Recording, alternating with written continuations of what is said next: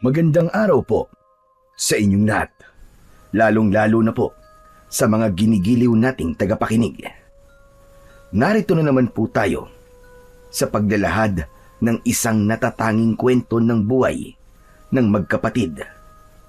Sina Pedro at Juan ay makikilala ang isang matandang may-ari ng pwesto sa palengke na si Tatay Inok. Hanggang isang araw ay binulabog ng isang pangyayari ang tahimik na pamumuhay ng mga tao sa baryo. Marami ang nawawala at natatagpo ang patay sa kakahuyan na malapit sa kanilang pwesto. Kaya naman, dahil sa husay ng paggamit ng magkapatid ng sandata, ay pinagkalooban sila ng matanda ng kakaibang mga armas na magagamit nila laban sa mga aswang na kanibal. Ano kaya ang kakaibang misyon na dapat tuparin ng magkapatid? Magagawa kaya nilang ipagtanggol ang buong baryo laban sa lumalakas na puwersa ng kasamaan? Sama-sama po nating pakinggan ang buhay at pakikipagsapalaran ng magkapatid na matadero na kumatay sa tribo ng mga aswang. Pero bago po ang lahat, mga idol, huwag po nating kalimutang mag-subscribe at i-hit ang notification bell sa aking YouTube channel na The Voice Addict at Apong Isaak para sa mas marami pang makapigil hiningang kwentong aswang at katatakutan mula sa mundo ng kababalaghan. Umpisahan na po natin ang kwento. Juan, yan na ba talaga ang isusuot mo? Ang gusot-gusot ng damit mo. Para kang hindi naghanda eh. Ano naman kung gusto yung damit ko, kuya? Hindi naman fashion show ang pupuntahan natin Trabaho ang pupuntahan natin bilang matadero. Kaya hindi na natin kailangan pang pagandahin ang suot nating damit. Pambihira ka naman, kuya, oh. Pero paano kapag kakatiwalaan na magiging amo natin? Kung mukha kang tamad mag-ayos ng sarili mo. Nakikita ka agad yan sa itsura na mag-a-apply. Sana man lang, yung maayos na damit ang isuot mo. Baka isipin nila na wala kang disiplina sa sarili mo eh. Sige na, palitan mo ng damit mo, Juan. Ako nga nasusura na akong tignan ng itsura mo eh. Paano pa kaya yung magiging amo natin? Sos, ikaw naman, kuya, masyado kang maarte. Kahit bagong plancha pa ang suot mo, alam mo, kuya, kung hindi ka marunong gumamit ng itak, wala rin yun. Ang batayan na ngayon ay hindi na tungkol sa pananamit, kundi kung gaano ka kagaling humawak ng itak. Saka kung gaano ka kabilis kumilos sa trabaho. Maganda nga ang suot mong damit. Mabagal naman na parang wala ka sa sarili mo. Wala rin sa isa yun. Saka, bakit ba palagi mo na lang akong pinakikialaman sa damit ko? Hindi naman kita pinakikialaman sa damit mo Ay nako, ewan ko sa'yo. Alam mo, Juan, hindi lang basta husay sa paghawak ng itak ang tinitignan ngayon, kundi kung paano ka magdala ng sarili mo kapag humaharap ka sa mga tao. Kailangan presentable ka kahit papano. Kung di mo kayang ayusin ang damit mo, paano pa kaya sa trabaho mo? Sige nga. Itinatama lang naman kita sa pananamit mo Tapos ikaw pa tong galit sa akin? Bahala ka na nga sa buhay mo. Basta ako, kuya, ang mahalaga, marunong akong kumatay ng hayop. Alam kong ginagawa ko sa trabaho ko. Mas importante sa akin yun kaysa sa kinis ng suot ko. Basta, bahala ka na nga. Pero tandaan mo, minsan, ang unang tingin ng tao sa atin ay base sa itsura. Sana lang, hindi ka mapahiya mamaya. Wala pa nga tayong nakikitang magandang pwesto na pag-a-applyan natin ng trabaho. Ang dami mo na kagad sinasabi tungkol sa akin. At sana lang talaga, hindi ka magtago sa kinis ng suot mo kung wala ka namang tapang sa pagkatay ng hayop. Kaya sigurado ko, hindi ako mapapahiya. Sige na. Hirap makipagtalo sa'yo. Pero maiba nga tayo ng usapan, Juan. Alam mo na ba kung bakit tayo sa baryo ng Kalumpit lumipat ng bahay? Hindi kasi natin makausap ng maayos si nanay dahil sa kalagayan niya. Sa tingin mo, meron kayang iniiwasan si nanay at pinagtataguan? Aba, malay ko. Ikaw ang panganay sa ating dalawa eh. Dapat alam mo yan, kuya. Juan, kaya nga ako nagtatanong sa'yo eh. Hindi porket ako ang panganay, ay alam ko nang nangyayari sa pamilya natin. Hindi ko lang talaga maintindihan eh, kung bakit nagdesisyon ng ganun si nanay. Pagkatapos na mamatay si tatay. Para bang nagbago na si nanay eh. Palagi siyang natatakot at merong isang taong palaging hinahanap. Baka naman hinahanap niya ay ang kanyang mga magulang. Hindi ba't kahit kailan eh, hindi pa naman natin nakikita sina lolo at lola? Pero alam mo kuya, kahit ako, nagtataka na rin eh. Bakit kaya dito pa sa baryong to tayo lumipat? Ang layo-layo na sa dati nating tirahan. Tapos, parang ang tahimik pa masyado. Parang napakaliblib. Sabi ni nanay, dito raw siya pinanganak eh. Gusto niyang bumalik sa lugar na kinalakihan niya. Bukod dun, wala na siyang ibang sinabi tungkol sa ibang dahilan. Pero kuya, bakit kaya ngayon lang niya sinabi sa atin ang tungkol sa lugar na to, no? Ang weird, no? Ang alam ko dati, wala siyang kamag-anak dito, di ba? Kaya, imposibleng mga magulang niya ang hinahanap niya. Di ba? Isipin mo, kuya. Tama ka, Juan. Yan din ang iniisip ko eh. Pero, nakwento niya sa akin kagabi. Nung bata pa raw siya, ligtas daw at masagana raw ang baryong to. Kaya naniniwala raw siyang dito tayo makakahanap ng panibagong simula ng buhay natin. Panibagong simula? Ibig bang sabihin, kuya? Gusto niyang kalimutan ang mga nangyari kay tatay? At ang paglipat lamang sa baryong to ang naisip niyang paraan para makalimutan niya ang nangyari kay tatay? Ganun ba yun? Siguro. Di ko rin alam. Pero, yun nga ang totoong dahilan ni nanay. Basta kuya, iba ang kutob ko sa bigla natin paglipat sa baryong to. Magtiwala na lamang tayo kay nanay.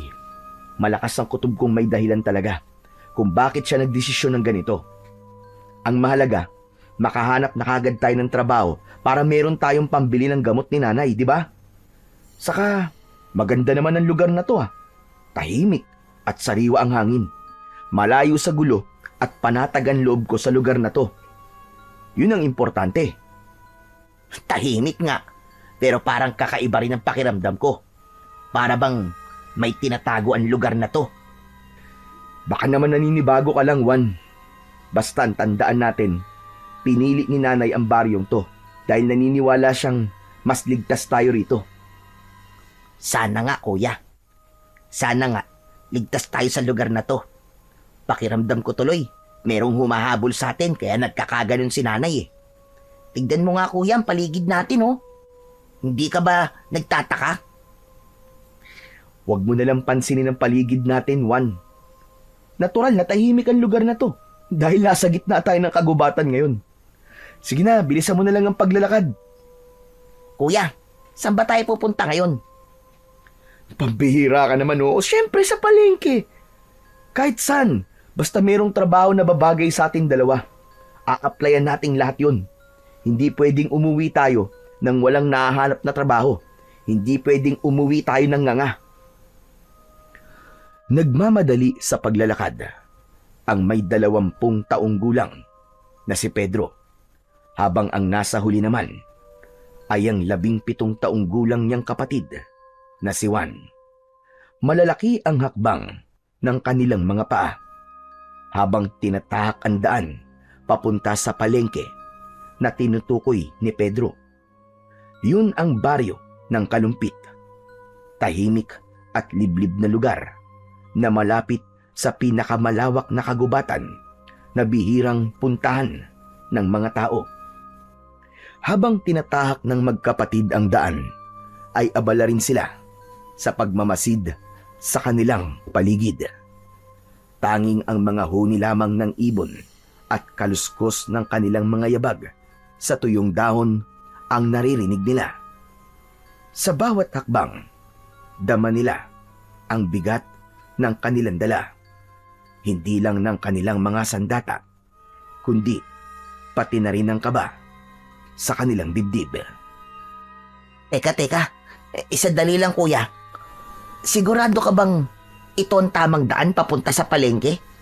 Parang paulit-ulit na lang ang nakikita natin eh. Baka naman naliligaw na tayo. Huminto sa paglalakad si Pedro at tinignan ang kanyang paligid. Ang mga puno ay matataas at siksik. Tila nagsasara sa kanilang daraanan. Muli niyang tinignan si Juan. Nahabol na rin ang sariling hininga. Oo, Juan. Sigurado ako sa dinaraanan natin. Ang sabi kasi ni Nanay, dadaanan talaga natin ang malawak na kagubatang to. Pero kuya, matagal nang wala sa baryong to si Nanay. 10 taong gulang daw siya nang umalis dito. Marami nang nagbago dito panigurado at mahirap magtiwala sa sinasabi ni Nanay.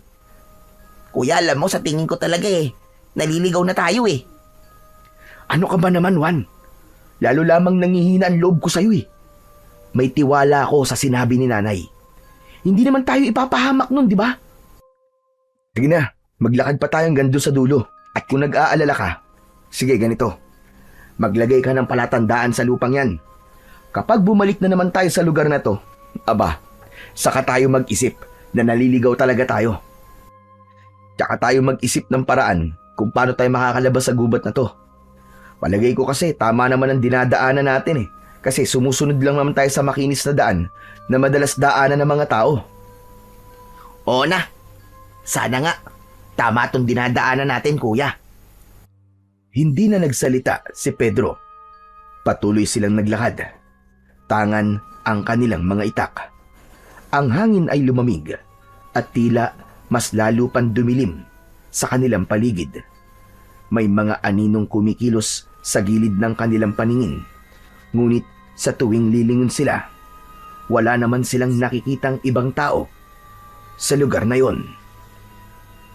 Mas humigpit ang kapit ni Juan sa hawak-hawak nitong itak. Hanggang si Pedro naman ay abala sa pagtingin sa paligid. Malakas ang tibok ng kanyang puso habang nag-aalala sa kakaibang presensyang nararamdaman niya. Maya-maya pa ay muling nagsalita si Juan. Halata ang panginginig sa boses nito. Kuya, pakiramdam ko. Hindi lang tayong naririto sa gubat na to. Sus, Juan! Umiral na naman yung pagiging matatakutin mo. Akala ko ba matapang ka? Hindi ba't yan ang sinasabi mo sa akin kanina? Ako ang matatakot. Oh, bakit ngayon? Nagkakaganyan ka? Ngumiti si Pedro. Pilit na nagtatapang-tapangan sa harap ng kapatid. Inaasar niya si Juan na namumutla na sa takot. Ngunit kahit siya ay nararamdaman niya ang kakaibang galaw sa kanilang paligid. Ngunit hindi niya yun maaaring ipahalata sa kanyang kapatid. Huwag kang matakot, Juan. Tandaan mo, hindi tayo ordinaryong tao lang na walang alam pagdating sa pakikipaglaban. Mahusay tayong gumamit ng sandata. Tapos dala pa natin. Mahihirapan silang lumapit sa atin. Ano man ang nasa harap natin, haharapin natin sila na magkasama. Ayos? At sa gitna ng katahimikan ng kagubatan, narinig nila ang isang malalim at kakaibang alulong. Kasunod ng kaluskos na tila papalapit sa kanilang kinaroroonan. Kapwa sila napatigil. Nagkatitigan at sabay na kumapit ng maigpit sa kanilang mga sandata. Pero napangiti ang magkapatid nang lumabas mula sa halaman ang malaking baboy ramo. Sinundan nila ito dahil balak nilang huliin. Pero yun pala ang tamang daan para sa labasan ng gubat. At nakita nila ang palengke na marami ng tao ang namimili. Maingay ang paligid ng palengke at sumalubong sa kanilang pangamoy ang malansang singaw ng hangin mula sa palengke. Oh, kuya, nandito na tayo. Ito na ang palengke nila, oh. Tama naman pala ang daan natin eh. Hindi tayo naliligaw. Sabi ko na sa iyo, Juan eh. Ikaw lang naman na nag-iisip ng kung ano-ano eh. Ay nako, Pagmasdan mo sila oh. Hindi sementado ang daan. Lupa at damo ang sahig ng dinaraanan ng mga taong nagdadala ng kanilang paninda. Ang bawat pwesto ay yari lamang sa kawayan at pawid. Matagal na nakatayo sina Pedro at Juan habang nakatingin sa mga taong abala sa mga ginagawa. Mula sa kanilang kinaroroonan ay naririnig nila ang ingay ng tawanan, halakhakan at sigawan ng mga taong nag-aalok ng kanilang mga panindang isda, gulay at prutas. Sariwa ang mga yon at halatang kapipitas lang.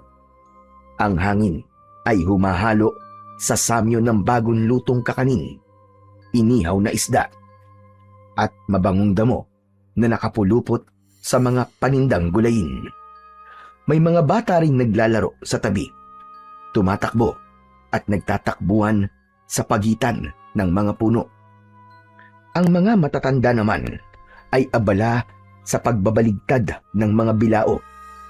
Ang ilan naman ay abala sa pagbibilang ng sukli.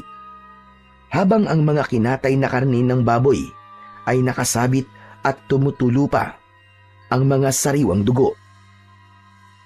Sa gitna ng kakauyan, ang palengke ay nagmistulang buhay na patunay ng pagtutulungan ng mga tao. Hindi ito nakatali sa modernong pamilyan, kundi sa payak na kalakalan kung saan ang isang bugkos ng saging ay maaaring ipagpalit sa isang tabo ng bigas at iba pang produkto. Natuklasan ng magkapatid na umiiral pa rin sa palengke ang pakikipagbarter. Ang barter ay isang palitan ng kalakal na walang ginagamit na pera. Ang bawat transaksyon ay sinasamahan ng ngiti at pagkikwentuhan. Parang hindi lamang kalakalan ang nagaganap, kundi pagbuo rin ng ugnayan sa gitna ng pakikipag-usap ng maayos. Habang abala sila sa pagtingin sa palengke, napako ang kanilang paningin sa isang matandang lalaki. Nag-iisa ito sa pwesto habang naghihiwa ng karne ng baka. Sa unang tingin ni Pedro, alam niya na kung anong hayop ang kinakatay ng matanda. Napatingin siya sa gawin ni Juan na doon na rin pala nakatingin. Ayos! Mukhang may trabaho na tayong maa-applyan, Juan. Pero mukha namang masungit siya, kuya eh. Alam mo ikaw, Juan, para ka talagang timang. Mamimili pa ba tayo ng papasukan trabaho? Tignan mo, sa hilerang yan, siya lang ang nag-iisang tindahan ng karne. Tsaka matanda na siya. Tsaka pansin mo, konti lang ang bumibili sa kanya ng karne, di ba? Dahil mahina na siyang kumilos at naiinip yung mga tao sa kakaintay sa kanya. Kaya sa tingin ko, siya ang dapat nating applyan ng trabaho. Ano sa palagay mo? Kuya, hindi ako mapalagay eh. Parang masungit talaga yung matanda eh.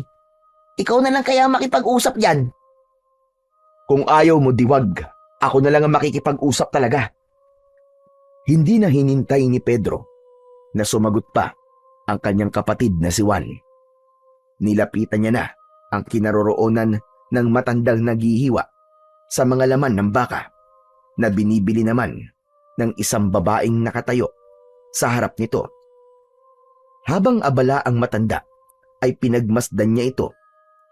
Ang buhok ay puting-puti na, magaspang at medyo nakasabog.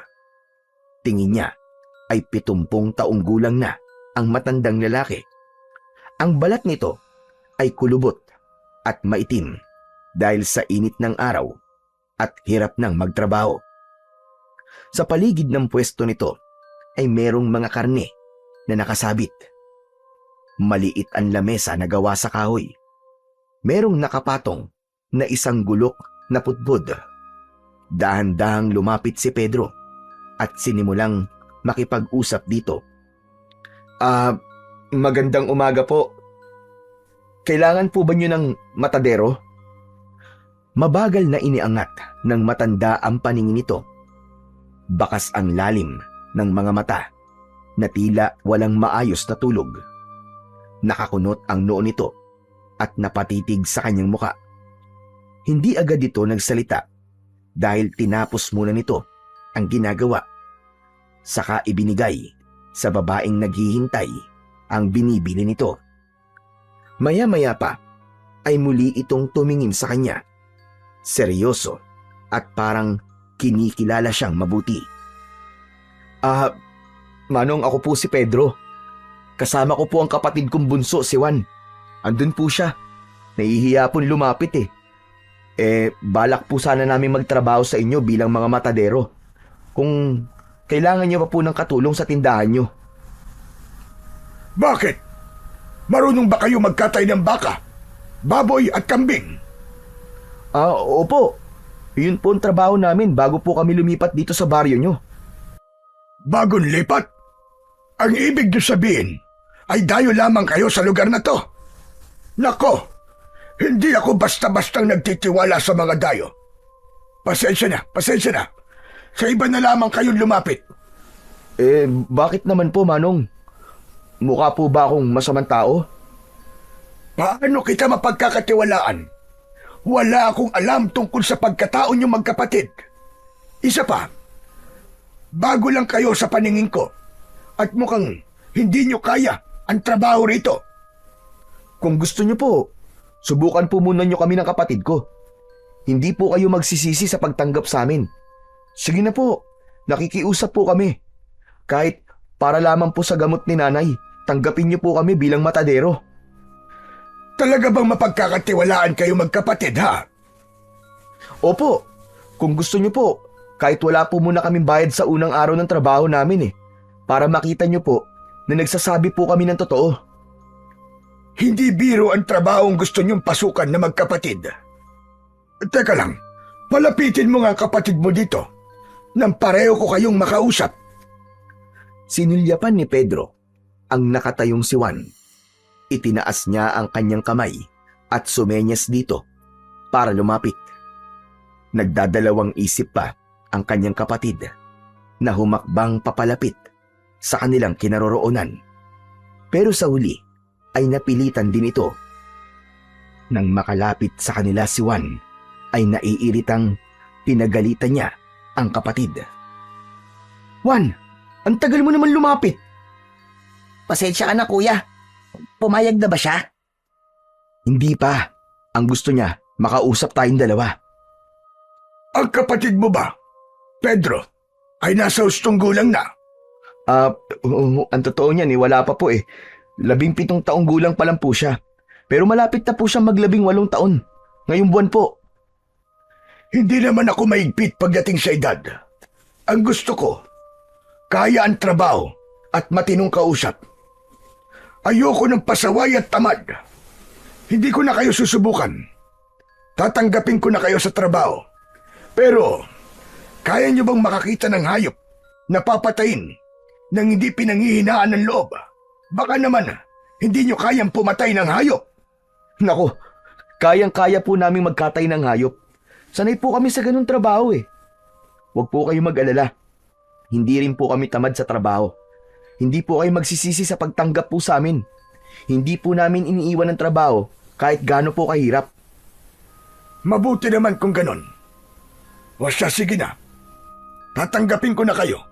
Magtitiwala ako sa inyong dalawa. Pero bago yon, kilala niyo na ba ako? Hindi pa nga po Tawagin niyo na lamang akong Tatay Inok. Sige na, pwede na kayo magsimula ngayon. Yes! Marami pong salamat sa pagtanggap sa amin, Tatay Inok. Ako rin po. Nagpapasalamat din po ako sa inyo, Tatay Inok. Hindi po namin kayo bibiguin ni Kuya. Mabuti naman. O sige na, pumasok na kayo sa loob ng tindahan ko. May mga presyo naman na nakasulat sa papel. Kaya ayos lang ba? Naiwanan ko muna kayo magkapatid dito. Ayos lang po. Sige po, Tatay Inok. Hihintayin na lamang po namin kayo. Kung mauubos po agad ang paninda, hindi po muna kami uuwi. Sige. Bale magiging trabaho niyo magkapatid ay magsisimula ng 4:00 ng madaling araw. Dahil magkakatay pa kayo. Kung minsan naman, ay meron namang nagdadala sa akin ng mga panindang karne. Sila na ang nagkakatay. Sige po, kami na po ang bahala rito, Tatay Inok. Salamat po uli. Iniligpit na ni Tatay Inok ang mga gamit nito at lumabas sa tindahan. Naglakad ang matanda, papasok sa kakawyan, hanggang sa mawala ito sa kanilang paningin. Nagkatingin na naman ang magkapatid dahil masaya silang dalawa na natanggap na sila sa trabaho. Ang lakas ng loob mo, kuya. Napapayag mo si Tatay Inok na tanggapin tayo sa tindahan niya. Siyempre, ako pa ba? Nakita mo naman kanina, napagod na rin si Tatay Inok. O paano, kuya? Simulan na natin ang pagpapakitang gilas sa mga tao. Dating gawi. Patutunayan natin na hindi nagkamali si Tatay Inok sa pagtanggap sa atin. Ano, game? Sige Juan, game. Gawin natin ang lahat para maipakita natin na karapat dapat tayo sa pagiging matadero. Sinimulan na nga ng magkapatid ang pagpapakitang gilas sa paghihiwa at pagtatagtad ng mga karne. Sa loob mismo ng palengke, madaling napansin ang pwesto ni na Pedro at Juan. Magkaharap na nakalagay ang kanilang mga bangkong kahoy, malinis at maayos, at sa ibabaw ay nakahanay ang mga bagong katay na karne. Mapulang baboy, manok at baka na maingat na tinatakpan ng malinis na dahon ng saging. Hindi tulad ng ibang matadero na bara-bara ang trabaho. Ang magkapatid ay kilala sa kanilang husay at linis sa pagkatay. Si Pedro, ang panganay, ay mabilis kumilos at biyasa sa paggamit ng gulok. Maganda ang bawat hiwa ng karne gamit ang kanyang kamay. Pantay, maayos at walang sayang na laman. Habang hinihiwa niya ang karne, nakikita ng mga mamimili ang kinis ng pagkakahiwalay ng taba at laman. Bagay na lalo silang hinangaan. Samantalang si Juan naman, ang nakababatang kapatid, ay mahusay sa pakikipag-usap. Sa bawat paglapit ng mamimili, ngiti agad ang isinasalubong nito, kasabay ng magalang na pagbati at pagpapakita ng iba't ibang hiwang karne na bagay sa ulam na hinahanap ng mamimili para sa iluluto ng mga ito sa tanghalian at hapunan. Walang kaalam-alam ang magkapatid na mula sa malayo ay pinagmamasdan sila ng matanda. Nakangiti at bakas ang paghanga sa magkapatid. Bili na po kayo, mga suki. Presko po at bagong katay. Halina po kayo. Libre tingin. Bili na po kayo, mga suki. Lapit, lapit lang po. Masiglang bati at alok ni Juan sa mga tao. Meron ng isang bumili na kagad na inihanda ni Juan, habang maingat na inilalagay ang hiniwang tadyang sa dahon ng saging, saka ibinalot sa plastik. Samantala, si Pedro naman ay abala sa pagpapakitang gilas sa pamamagitan ng paghawak ng itak at paghihiwa ng karne ng baka. Kahit makapal ang bahagi ng taba ng baka, ay kaya niyang hatiin ng mabilis at pantay. Dahil dito, dumagsa ang mamimili sa kanilang pwesto. Hindi lang sa gilas, sa pagkakatay na pahanga ang mga ito, kundi pati sa kanilang magalang na pakikitungo at maayos na pag-aayos ng karne. Pinagkaguluhan sila ng mga tao. Ang magkapatid naman ay hindi sila makapaniwalang dudumugin sila ng mga mamimili. Kaya lang, ang mga kasama nilang nagtitinda sa loob ng palengke ay hindi maiwasan ang hindi umirap sa kanila bilang pagpapakita ng inggit at pagkadismaya. Sige lang po. Pili lang po kayo, mga suki.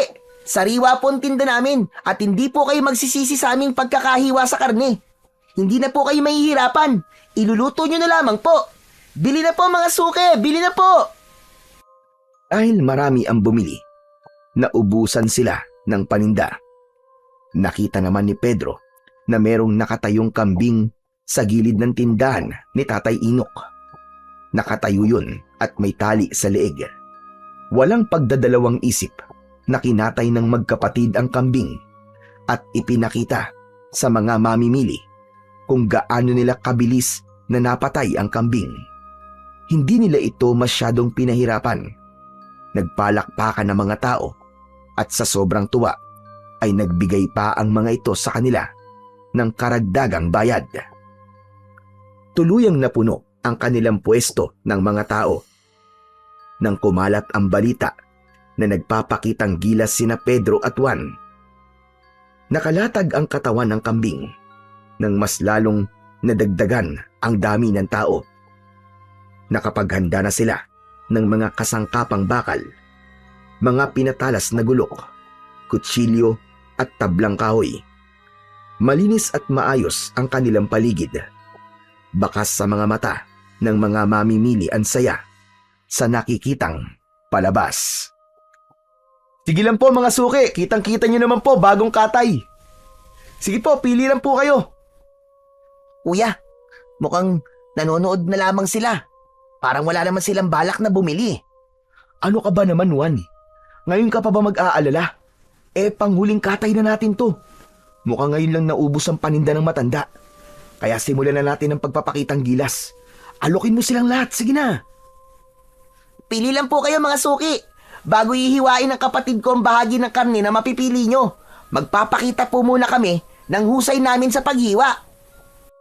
Hindi nga nagtagal ay nag-agawan na ang mga tao sa pagturo kung aling bahagi ng karne ng kambing ang gusto ng mga ito. Lahat ay natandaan ni Pedro at isa yon sa kanyang mga kakayahan, ang mabilis magmemorya ng mga bagay kahit sa unang turo lamang.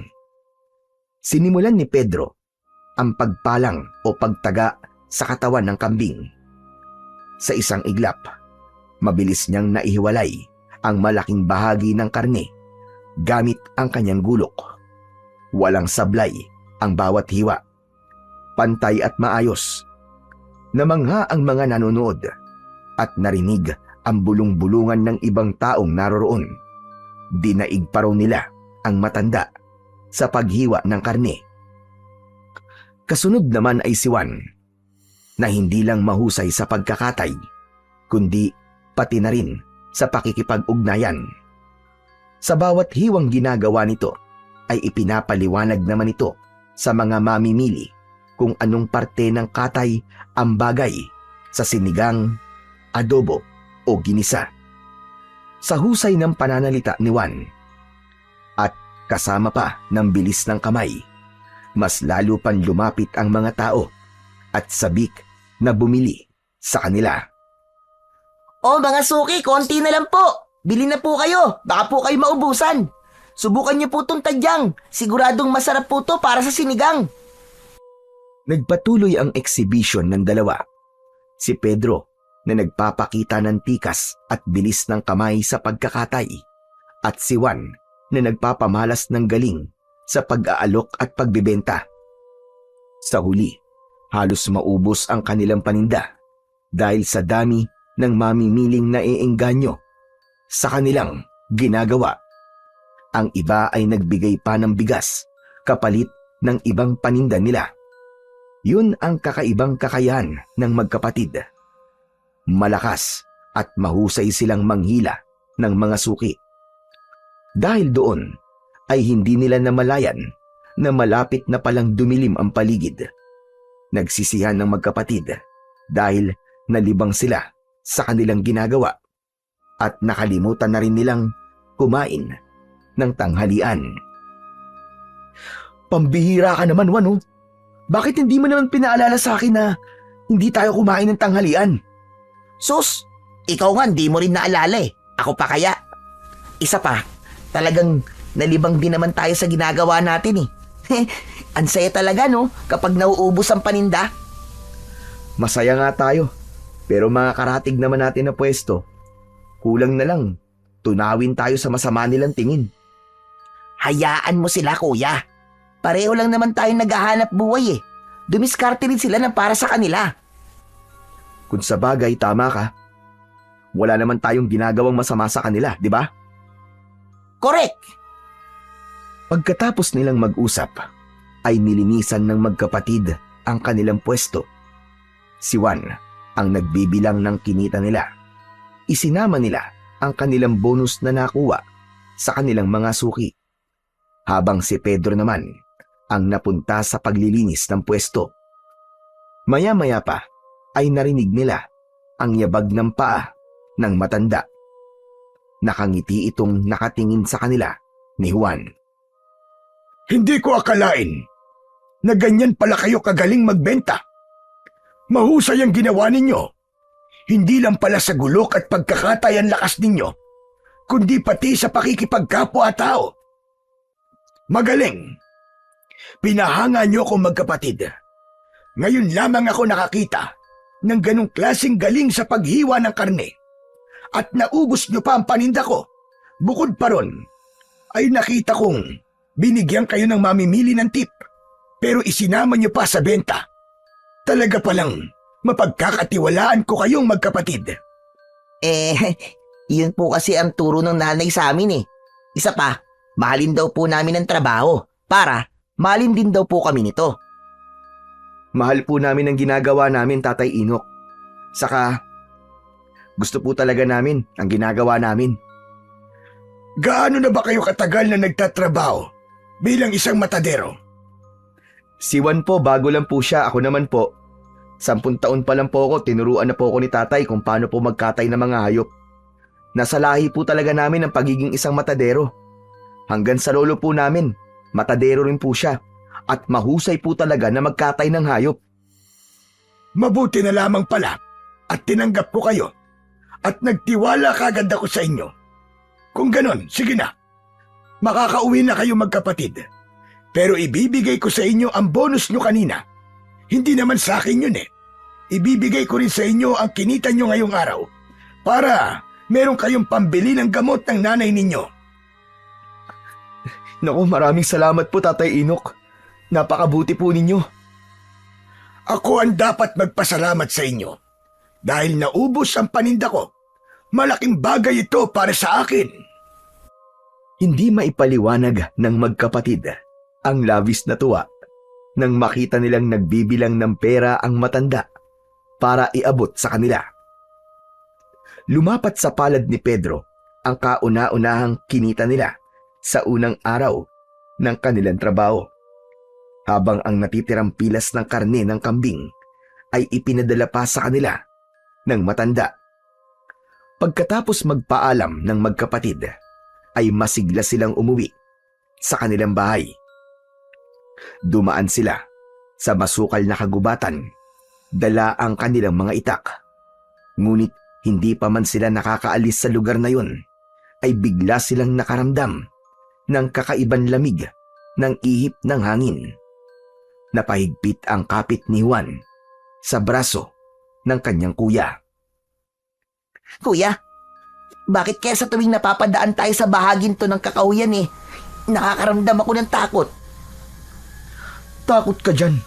Di ba't kanina naman natakot ka rin? Oh, ano nakita nating lumabas sa halaman? Hindi ba't baboy mo lang? Kaya kalimutan mo ng takot na sinasabi mo, Juan. Dahil palagi na tayong dadaan sa lugar na to magmula ngayon. Sa tuwing uuwi at papasok tayo sa trabaho. Kuya, makakatagal ako sa trabaho natin Pero sa lugar na to, sa palagay ko, hindi talaga ako makakatagal na dumaan dito. Para bang, sa tingin ko may aswang dito na bigla na lamang magpapakita sa atin Ano bang aswang-aswang ang sinasabi mo, Juan? Kasama mo naman ako, di ba? Isa pa, wala namang dapat nakatakutan sa lugar na to. Ikaw talaga, kung ano na lang ang lumalabas sa isip mo Nanatili sa ganong posisyon si Juan habang mahigpit na nakakapit sa braso ni Pedro. Nagpatuloy sila sa paglalakad. Ngunit bigla silang natigilan nang marinig nila ang bulungan at boses ng mga tao sa unahan ng kanilang daan. Sa gitna ng kakahuyan ay nag-uunahan ang mga yapak ng mga taong nagkakagulo. Nagmula ang mga ito sa kanilang likuran, papunta sa pinagkakaguluhan ng mga tao. May mga nagsisigawan at ang iba naman ay nagtatakbuhan habang bakas ang takot sa mga muka.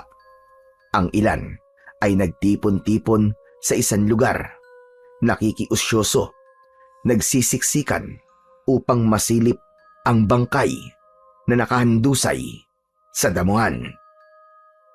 Kuya, tignan mo oh. Ano kayang pinagkakaguluhan nila? Hindi ko rin alam eh. Pero sa palagay ko, merong patay sa bahaging yun ng daan. Halika, Wan. Tignan natin.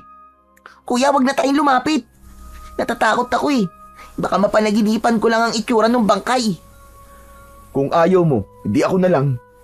Gusto ko lang makita kung bakit sila nagkakagulo sa bahaging yun. Hindi na hinintay ni Pedro na sumagot ang kanyang nakababatang kapatid na si Juan. Tinanggal niya ang pagkakakapit ng kamay nito sa kanyang braso at nilapitan ang pinagkakaguluhan ng mga tao. Hinawi ni Pedro ng bahagya ang mga tao at ganun na lamang ang panlalaki ng kanyang mga mata nang makita ang isang lalaking nakadilat ang mga mata. Mabuti na lang at hindi niya pala isinama si Juan dahil kung hindi, baka mas lalo lamang matakot ang kanyang kapatid. Ang katawan ng biktima ay wasak. Ang mga sugat ay malalalim na tila pinaghahampas ng matatalim na kuko at mga pangil. Ang damit ay punit-punit na tila ba nilapa ng isang napakabangis na hayop. Bumundol ang kaba sa kanyang dibdib, lalo na nang marinig niya ang sinabi ng ibang taong nakasaksi na meron na naman daw na biktima ang mabangis na hayop. Isang asong gubat na palagi na lamang daw pumapatay ng mga tao na matsetsempuan sa gubat. Nag-alala bigla si Pedro na baka pati silang dalawa ni Juan ay matsempuan din ng mabangis na hayop. Naku po, Diyos ko! Anong klaseng hayop kaya ang may gawa nito? Napako ang paningin ni Pedro sa lalaking nagsalita. Habang nakatingin sa lalaking nakahiga sa lupa, may tali ito ng panyo sa ulo at maraming suot na kwintas. Sa tingin niya ay isang albularyo ang lalaki dahil sa mga dala nitong bote ng langis. Napatakip ng bibig ang lalaki na parabang nasusuka sa itsura ng kaawa-awang biktima. Idagdag pa ang nakakasulasok na amoy mula sa singaw ng katawan ng lalaki na parabang bagong lapa lamang ito ng hayop. Nilalangaw ang nakaluwa nitong bituka sa tiyan. May mga batang humihikbi, may matatandang nanginginig at may mga kalalakihang nagtatangkang lumapit para buhatin ang katawan ng biktima. Dapat siguro, pabakuran na lamang ang lugar na ito. Delikado na sa mga dumadaan. Meron po bang ibang daan dito kung sakali po na haharangan na po ang gubat na to? Abay, wala na. Dahil ang sinasabi ko naman ay kung pababakuran, magbibigay pa rin sila ng daan na hindi na kailangan pumunta pa rito sa gitna ng kagubatan. Aba teka, parang ngayon lamang kita nakita rito Taga saan ka ba, iho? Dyan lang po kami nakatira sa paanan po ng bundok. Kasama po ng nanay kong may sakit. Naroon naman po ang kapatid kong si Juan. Takot po kasi siyang lumapit dito eh. Ako naman po si Pedro. Kayo po, ano po ang pangalan nyo? Ako si Magkepweng. Isa akong albularyo. Diyan lang din ako nakatira sa paanan ng bundok. Marami ang pumupunta sa bahay ko para magpagamot. Kaya nag-aalala rin ako sa kaligtasan ng mga pasyente ko. Abay, delikado para sa kanila. Kung meron ganong klaseng hayop na gumagala sa gubat na to at lumalapat pumapatay sa mga tao. Habang nag-uusap, sina Mang Kepweng at Pedro ay palakas naman ng palakas ang bulungan ng mga tao. Kaya nang simulan ng buhatin ng mga tao ang bangkay ng lalaki, ay nagkahiwalay ang mga taong nakikiusyoso sa biktima. Ang ibang tao ay umuwi na at ang ilan naman ay sumunod pa sa nagbubuhat ng mga kalalakihan. Nabaling ang atensyon ni Pedro sa dugong nakadikit sa lupa. Para siyang nakakita ng kakaibang bagay na nagdulot sa kanya ng hindi maipaliwanag na kaba. Parang isang uri ng naputol na pangil ang nasa lupa. Nang dadamputin niya na ang bagay na yon, ay pinigilan siya ni Mang Kepweng. Sandali lang, iho. Hindi pa tapos ang investigasyon. Kaya wag mo munang hahawakan ng bahagi ng lupa na yon. Pag mabuti pa ay umuwi na kayo ng kapatid mo. Delikado kung mananatili pa kayo rito. Bigla nga po kaming nag-alala ni Juan eh. Paano na kaya sa pagpasok namin sa palengke? Saan kaya kami dadaan? 4:00 pa naman na madaling araw ang pasok namin. Teka, kanina ba kayo nagtatrabaho? Kay Tatay Inok po. Tila dumilim ang anyo ni Mang Kepweng nang mabanggit ni Pedro ang pangalan ng matanda. Ngunit ilang saglit lamang ang lumipas ay napalitan ng ngiti ang labi ng lalaki. Nagtataka siya, ngunit hindi lamang niya yon pinansin dahil lumapit na sa kanilang tabi ang nakababata niyang kapatid na si Juan. Kuya, tara na. Malapit na pating dumilim ang paligid. Baka mahirapan na tayong umuwi sa bahay. Teka, sandali lang.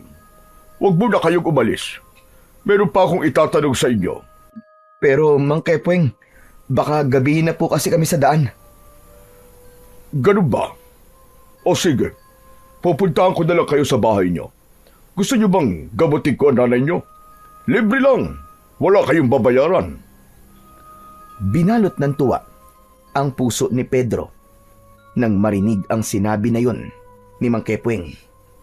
Pati si Juan ay natuwa rin. Bigla silang nabuhayan ng loob dahil meron ng titingin sa kanilang ina na may sakit. Sige, kapag may pagkakataon, ay ako ang gagamot sa inyong ina. Sige na, magkita na lang ulit tayo. Mag-iingat kayo sa pag-uwi. Sana nga po'y matulungan niyo po ang nanay namin, Mang Kepweng. Tango na lamang ang itinugon ni Mang Kepweng sa kanila at tumalikod na rin ito sa kanilang harapan. Mabigat ang bawat hakbang ng lalaki na hindi sila nilingon. Habol nila ito ng tanaw at nagtataka sa kabaitang ipinakita nito sa kanila. Kahit maganda ang pakikitungo ng lalaki sa kanila, pakiramdam ni Pedro ay mabigat ang nararamdaman niyang presensya sa pagkatao ng albularyo. Natahimik ang paligid habang unti-unting nilalamon ng anino ng kagubatan ang papalayong anyo ni Mang Kepweng. Ramdam ng magkapatid ang malamig na simoy ng hangin na dumadampi sa kanilang balat.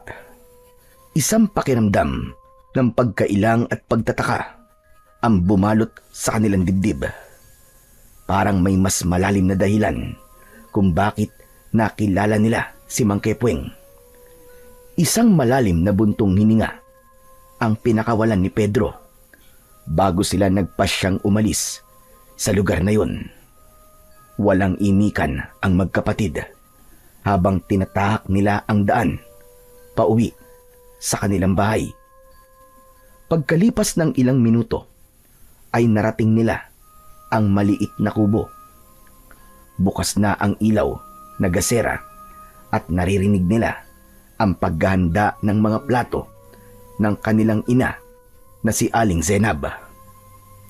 Nay, nandito na po kami ni Juan. May dala po kami ni Kuya para po sa inyo, Nay. Bagyang humarap sa kanilang magkapatid ang kanilang ina na si Aling Zenab. Bumakas ang tuwa sa mga mata nito nang makita silang pumasok sa loob ng kusina. Nay, magandang balita po. Natanggap na po kami sa trabahong inaplayan po namin ni Juan. Ang kagandahan po ay magkasama kaming dalawa at mabait po ang amo namin. Nagpadala pa nga po siya ng karne ng kambing para po sa inyo. Saka po, Nay, ibinigay po niya sa amin ang kinita namin ngayong araw na to. Ang swerte po namin ni Kuya, Nay. At hindi lang po yun. Meron po kaming nakilalang albularyong titingin po sa inyo para gamutin po kayo. Totoo ba yan, mga anak? Anong klaseng trabaho bang nakuha nyo?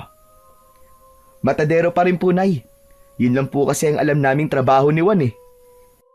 Nay, tinanggap po kami ni Tatay Inok bilang matadero sa palengke. Kahit mahirap po, kakayanin po namin. Ang mahalaga po ay tiyak po na may kita po kami sa araw-araw. Salamat naman sa Diyos.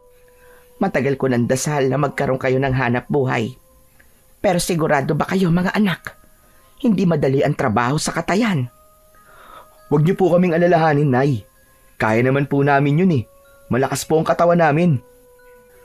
Teka, sino ba ang albularyong sinasabi niyong gagamot sa akin? Si ano po? Ano nga bang pangalan nun? Si Mang Kepweng po. Mabait naman po siya eh. Tapos nagpresenta po siya sa amin. Nagagamutin niya raw po kayo. Mga anak, mapagkakatiwalaan ba naman siya? Baka hindi siya totoong albularyo. Isa po talaga siyang albularyo, Nay. Libre po ang serbisyo niya at hindi po nanloloko ng mga tao. Mabuti naman kung ganon. Wala nang masasaya pa sa isang ina, kundi ang makita ang kanyang mga anak na nagsusumikap at handang magtulungan. Pero salamat, dahil sa wakas ay nakakita na kayo ng albularyong gagamot sa akin. Maraming salamat talaga sa inyo, mga anak. Hindi niyo ako pinapabayaan. Patawarin niyo ako kung kayo lang ang nagtatrabaho para sa atin. Nay, wag po kayong malungkot. Masaya naman po kami sa ginagawa namin ni Juan eh. Tsaka pangako, Nay, hindi po namin kayo pababayaan. Aalagaan po namin kayo sa abot po ng aming makakaya. Oo nga naman po, Nay. Aalagaan po namin kayo.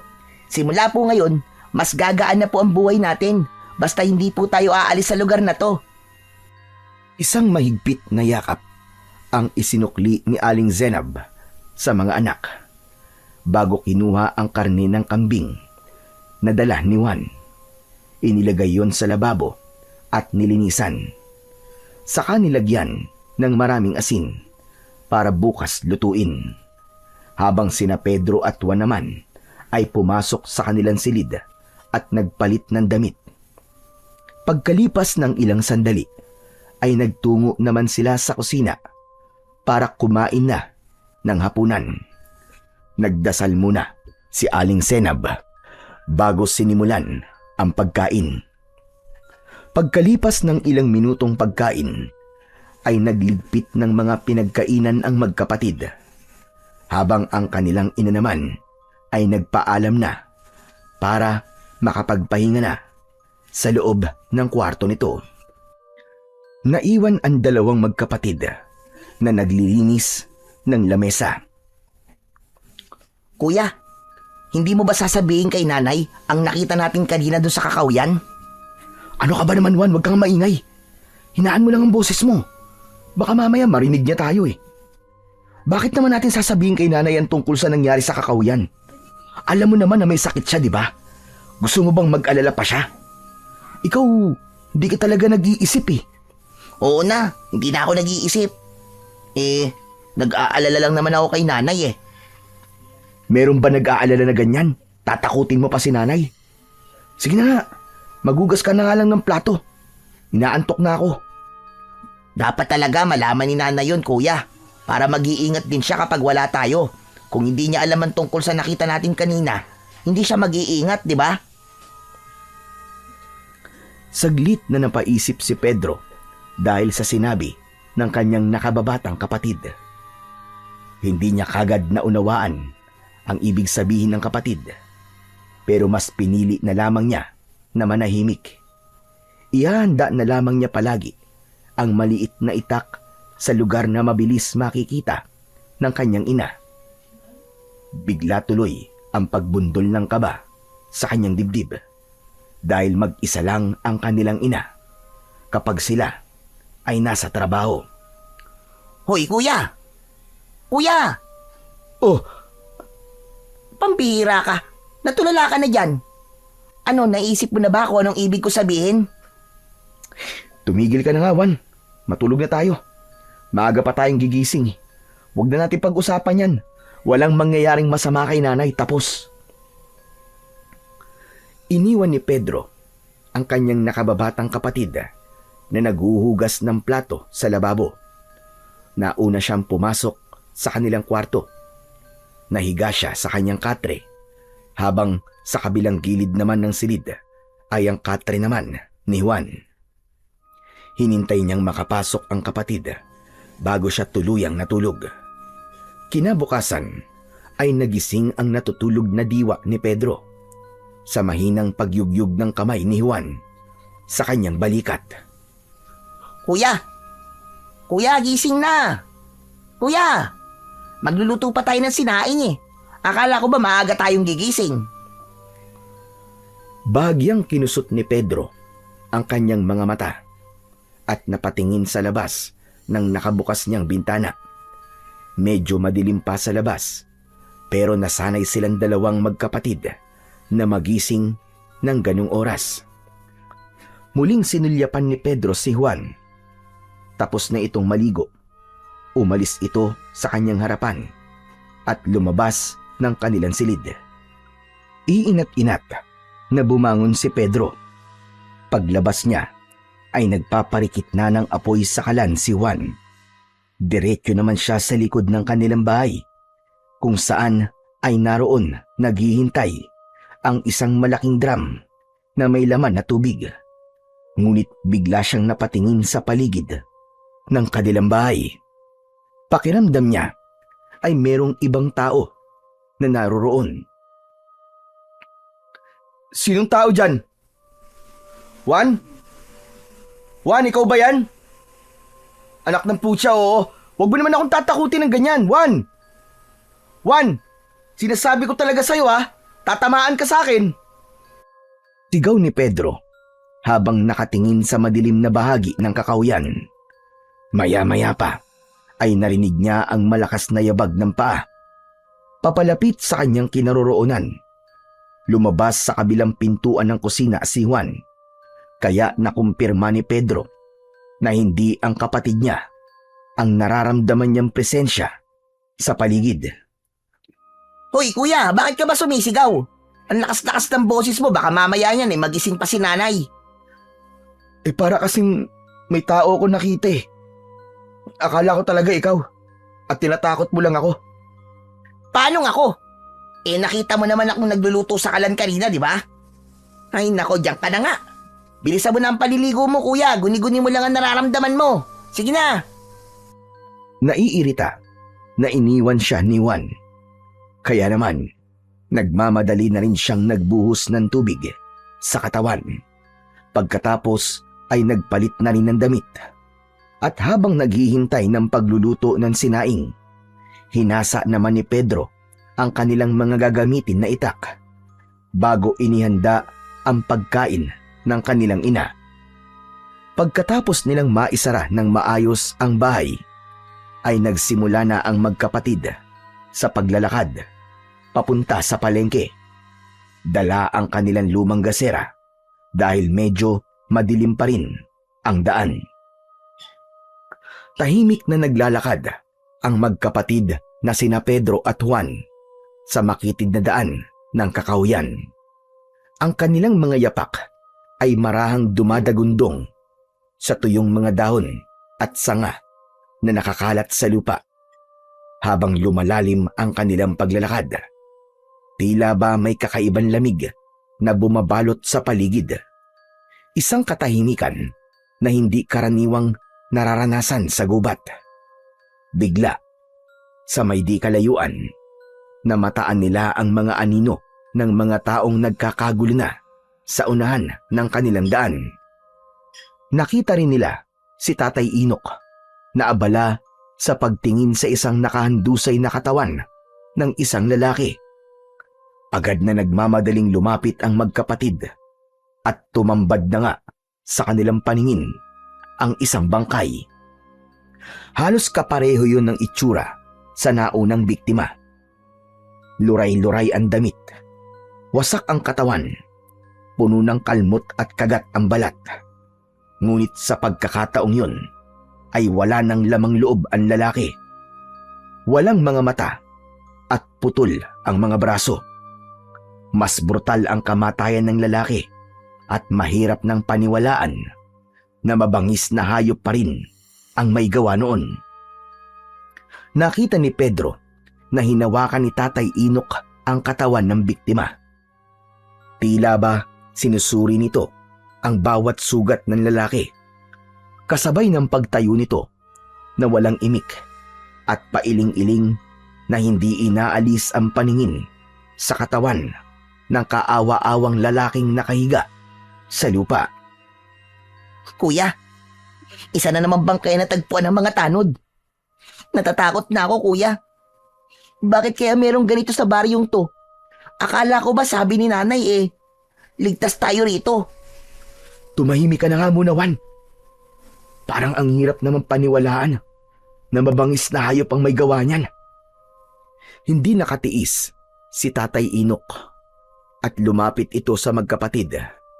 Bigla itong nagsalita at nagpakawala ng isang malalim na buntong hininga.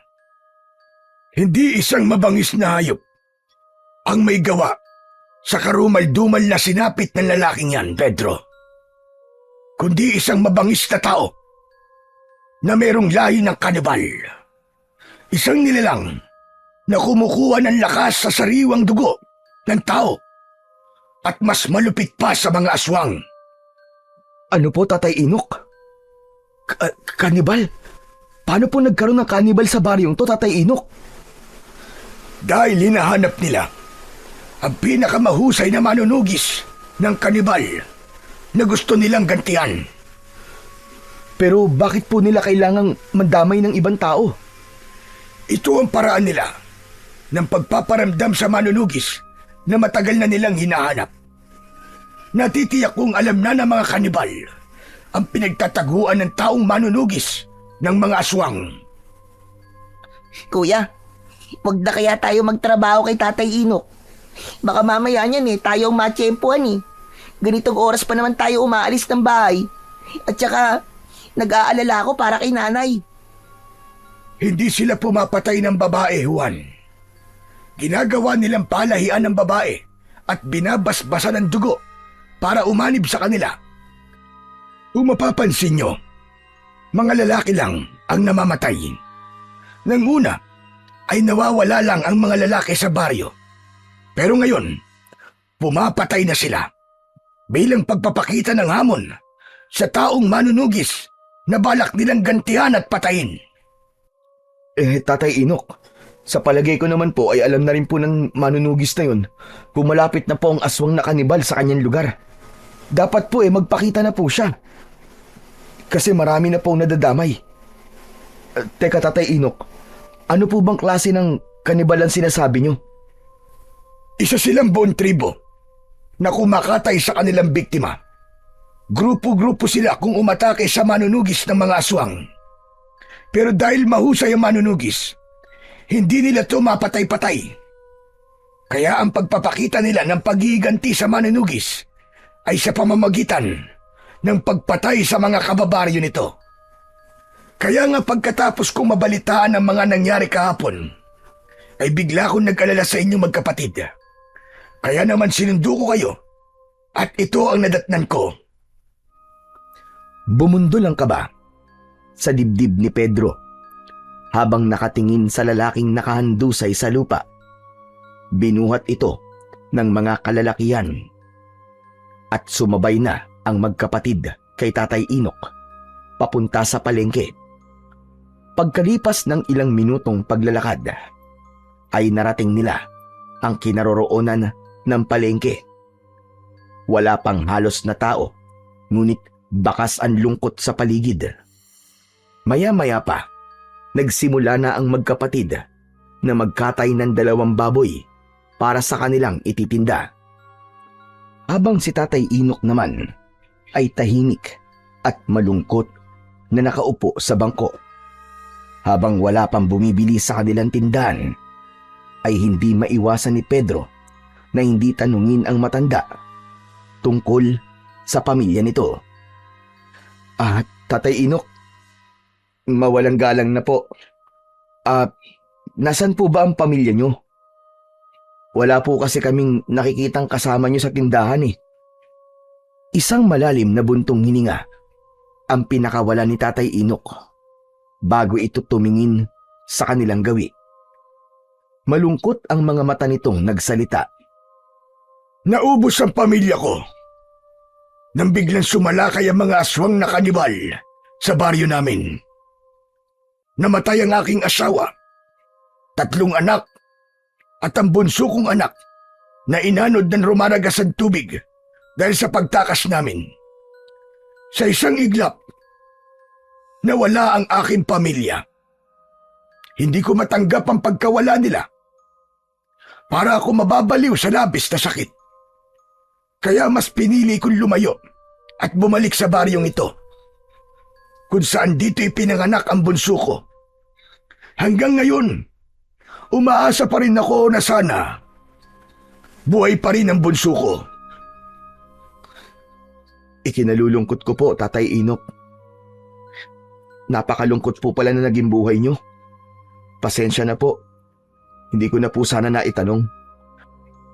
Kami naman po, Tatay Inok, ulila na rin po kami sa ama. Namatay po siya sa pangangaso at sinabing nilapa raw po ng isang mabangis na hayop sa gubat. Pero Tatay Inok, hindi po ako naniniwalang mabangis na hayop po ang pumatay sa kanya. Wala po kasing iniwan ng itsura ng pagkamatay ni tatay sa itsura po ng bangkay kanina. Kaya sigurado po ako na biktima rin po si tatay na sinasabi niyong aswang na kanibal. Kaya nga po, lumipat kami rito ni nanay. Ligtas daw po kami rito. Walang ligtas sa lugar na ito, Pedro. Kahit saan ka magpunta, palaging merong naghihintay na panganib. Parang ako, ilang beses akong nagtago at nagpakalayo-layo. Pero nahahanap pa rin nila ako. Ano pong ibig niyong sabihin, Tatay Inok? Naramdaman ni Pedro ang paglapit sa kanila ni Juan na nagtataka na rin sa seryoso nilang pinag-uusapan. Saglit na tumigil si Tatay Inok sa pagsasalita at napatingin sa kanilang dalawang magkapatid. Ang totoo, ang manunugis na hinahanap ng mga aswang na kanibal at gustong paghigantihan ay walang iba kundi ako. Ako ang manunugis ng aswang na kumalaban sa kanila noon. Pero matanda na ako ngayon at wala nang kakayahang lumaban pa sa kanilang puwersa. Pero, Tatay Inok, bakit niyo po sinasabi sa amin to? Nang makita ko kayo, kung gaano kayo kahusay humawak ng itak, parang nakikita ko ang sarili ko sa inyo noon. Tulungan niyo ako na harapin ang mga aswang na kanibal. Gusto kong pigilan niyo sila sa pag-aasik nila ng lagim bago pa nila maubos ang mga tao sa baryong ito. Po, bakit po kami, Tatay Inok? Hindi ko alam kung bakit sa inyo ako nagtitiwala. Matagal kong itinago ang sikretong ito sa mga tao. Pero lubhang magaan ang loob ko sa inyong magkapatid. At alam ko na malaki ang maitutulong niyo sa akin. Kayo ang nakikita kong tatapat at lalaban sa mga aswang na kanibal. Pero, Tatay Inok, hindi po sapat ang kakayahan naming magkapatid para labanan sila. Tama. Hindi pa nga sapat ang kakayahan nyo. At hindi sapat ang husay lang sa paggamit ng sandata. Ang dapat sa inyo ay tapang at tatag ng kalooban sa pakikipaglaban. Kailangan ko muna kayong sanayin sa paghawak ng sandata. Ibibigay ko sa inyo ang pinakamalakas na sandatang ginamit ko sa pakikipaglaban ko noon sa mga aswang. Tumayo ang matanda at pumasok sa maliit nitong silid. Pagbalik nito ay meron na itong dala na 2 kaluban na gawa sa goma. Ibinigay sa kanila ang mga yon. Tig-isa sila ng kagamitan. Pinagmasdan ng magkapatid ang sandatang nasa kamay nila. Pedro, para sa iyo itong jungle bolo. Ibinibigay ko yan sa iyo, batay sa nakikita kong kakayahan mo. Ang jungle bolo ay isang uri ng malaking gulok na gamit sa kagubatan. Malapad at mabigat ang talim. Bagyang nakakurba pababa ang dulo, kaya't mahusay itong pamputol ng makakapal na sanga at kawayan. Ang haba ng talim ay karaniwang umaabot mula 14 hanggang 18 pulgada. Makintab ang bakal na wari dumaan sa maingat na pagpapanday. Ang hawakan nito ay gawa sa matibay na kahoy o minsan ay sungay ng kalabaw. Makinis ngunit matatag sa pagkakadikit. Madalas ay may ukit ito o simpleng palamuti sa hawakan na nagpapakita ng husay ng panday na gumawa dito. Ang kabuuan ng jungle bolo ay may bigat na sapat para magamit hindi lang sa gawain sa kagubatan, kundi maging sa pagtatanggol kung kinakailangan. Sa unang tingin, matapang at mabagsik ang anyo ng sandata. Parang isang kasangkapang likas na ginawa para ipaglaban sa mababagsik na nilalang. Sunod naman na hinarap ni Tatay Inok ay ang natitigilan pa rin na si Juan dahil kakaiba ang sandatang ibinigay ng matanda rito. Sa'yo naman, Juan. Bagay sa'yo ang sandatang Chris. Minana ko pa yan sa kaibigan kong Muslim. Ang Chris ay isang sinaunang sandatang katutubo na may kakaibang anyo at kagandahan. Ang talim ay mahaba at makitid. Ngunit ang pinakakilala rito ay ang alon-alon o alon na hugis ng ilang bahagi ng talim na parabang dumadaloy na tubig. Napakatalas nito at parehong nakapangingilabot at nakakatakot ang dating. Ang bakal ay makintab. Ang hawakan nito ay yari sa matibay na kahoy o sungay ng hayop. At madalas ay may ukit ng maselang disenyo na nagpapakita ng kultura at paniniwala ng mga gumagawa nito. Ang itsura ng sandata ay bahagyang nakakurba o pinalapad na nagsisilbing dagdag proteksyon sa kamay ng gumagamit.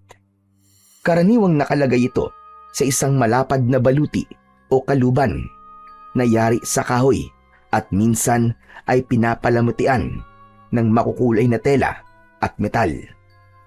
Hindi lamang ito itinuturing na sandata sa labanan, kundi sandata rin para ipagtanggol ang sarili laban sa mga nilalang na magtatangka sa buhay ng may hawak nito. Wow! Ang astig naman po ng sandatang Chris, Tatay Inok. Para na po akong tunay na manunugis ng mga aswang. Parang isang mandirigma. Hindi biro ang makakalaban nyo. Buhay nyo ang nakataya rito. Kaya kailangan maging biyasa kayo sa paggamit ng inyong mga sandata. Pero Tatay Inok, mas kailangan po namin magtrabaho para sa nanay namin na may sakit. Huwag kayong mag-alala. May sahod pa rin kayo sa akin. Basta tutulungan nyo akong labanan ng mga aswang na kanibal. Kailangan nyo ng mas matinding pagsasanay bago natin hahanapin ang kuta nila. Malakas ang kutob kong nasa kagubatan ng tribo nila at naghihintay lamang ng tamang pagkakataon para sumalakay sa atin. Sige o, nakahanda po kaming tumulong Tatay Inok. Gagawin po namin ang lahat na makakaya namin para magawa ang misyon. Tatay Inok, kailan mo po kami tuturuan? Pwede po bang umuwi na muna kami ni Kuya? Bigla po kasi ako nag-alala para kay nanay eh. Sige, kayong bahala. Basta pumunta na lamang kayo dito para makapagsimula tayo sa pagsasanay. Pero bago yon, ubusin muna natin ang ating tinda bago tayo magsara. Katulad ng inaasahan, nagtinda muna ang magkapatid ng mga karne.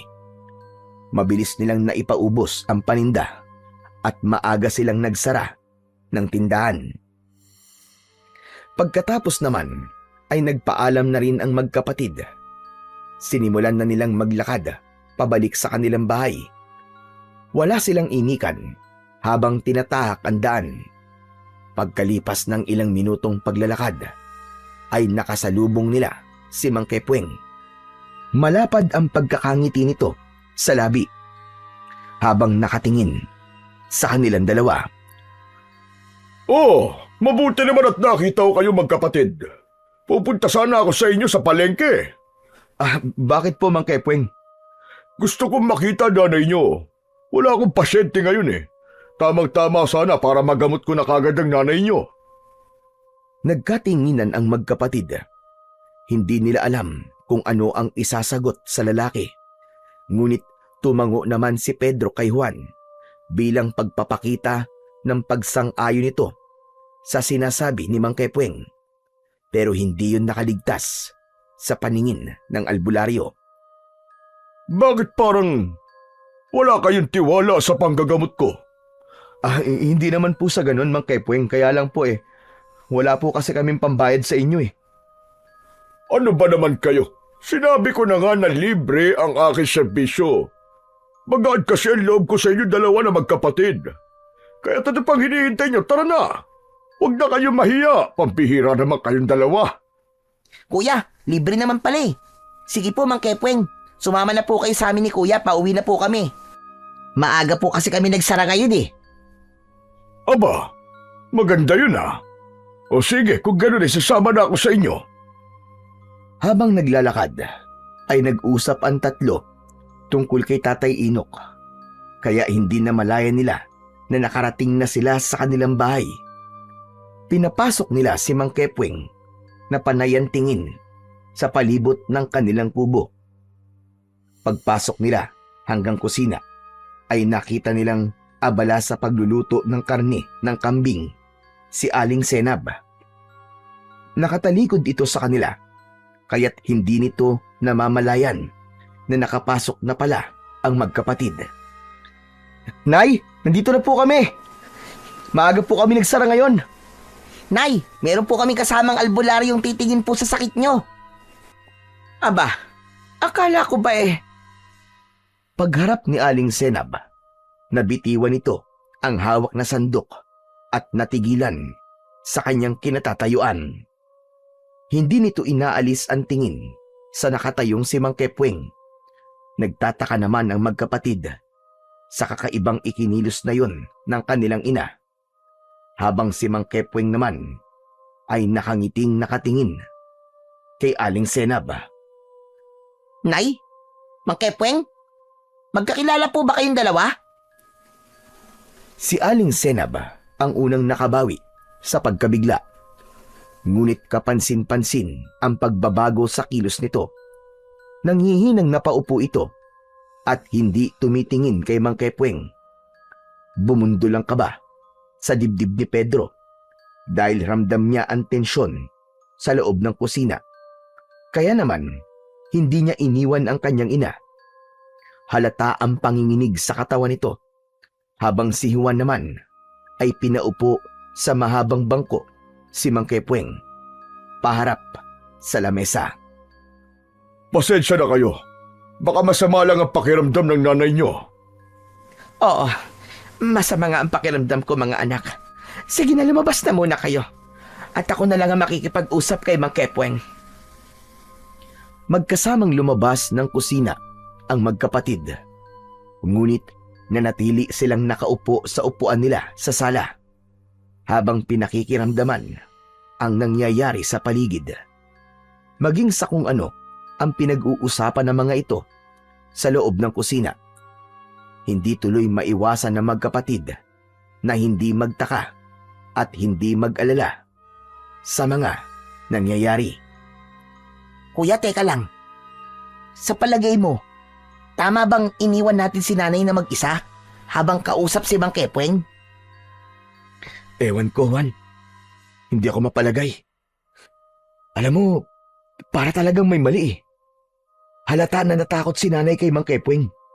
Ayaw niya lang ipakita sa atin. Magsasalita pa sana si Pedro nang lumabas si Mang Kepweng sa kusina. Kasunod, ang nakangiti nilang ina.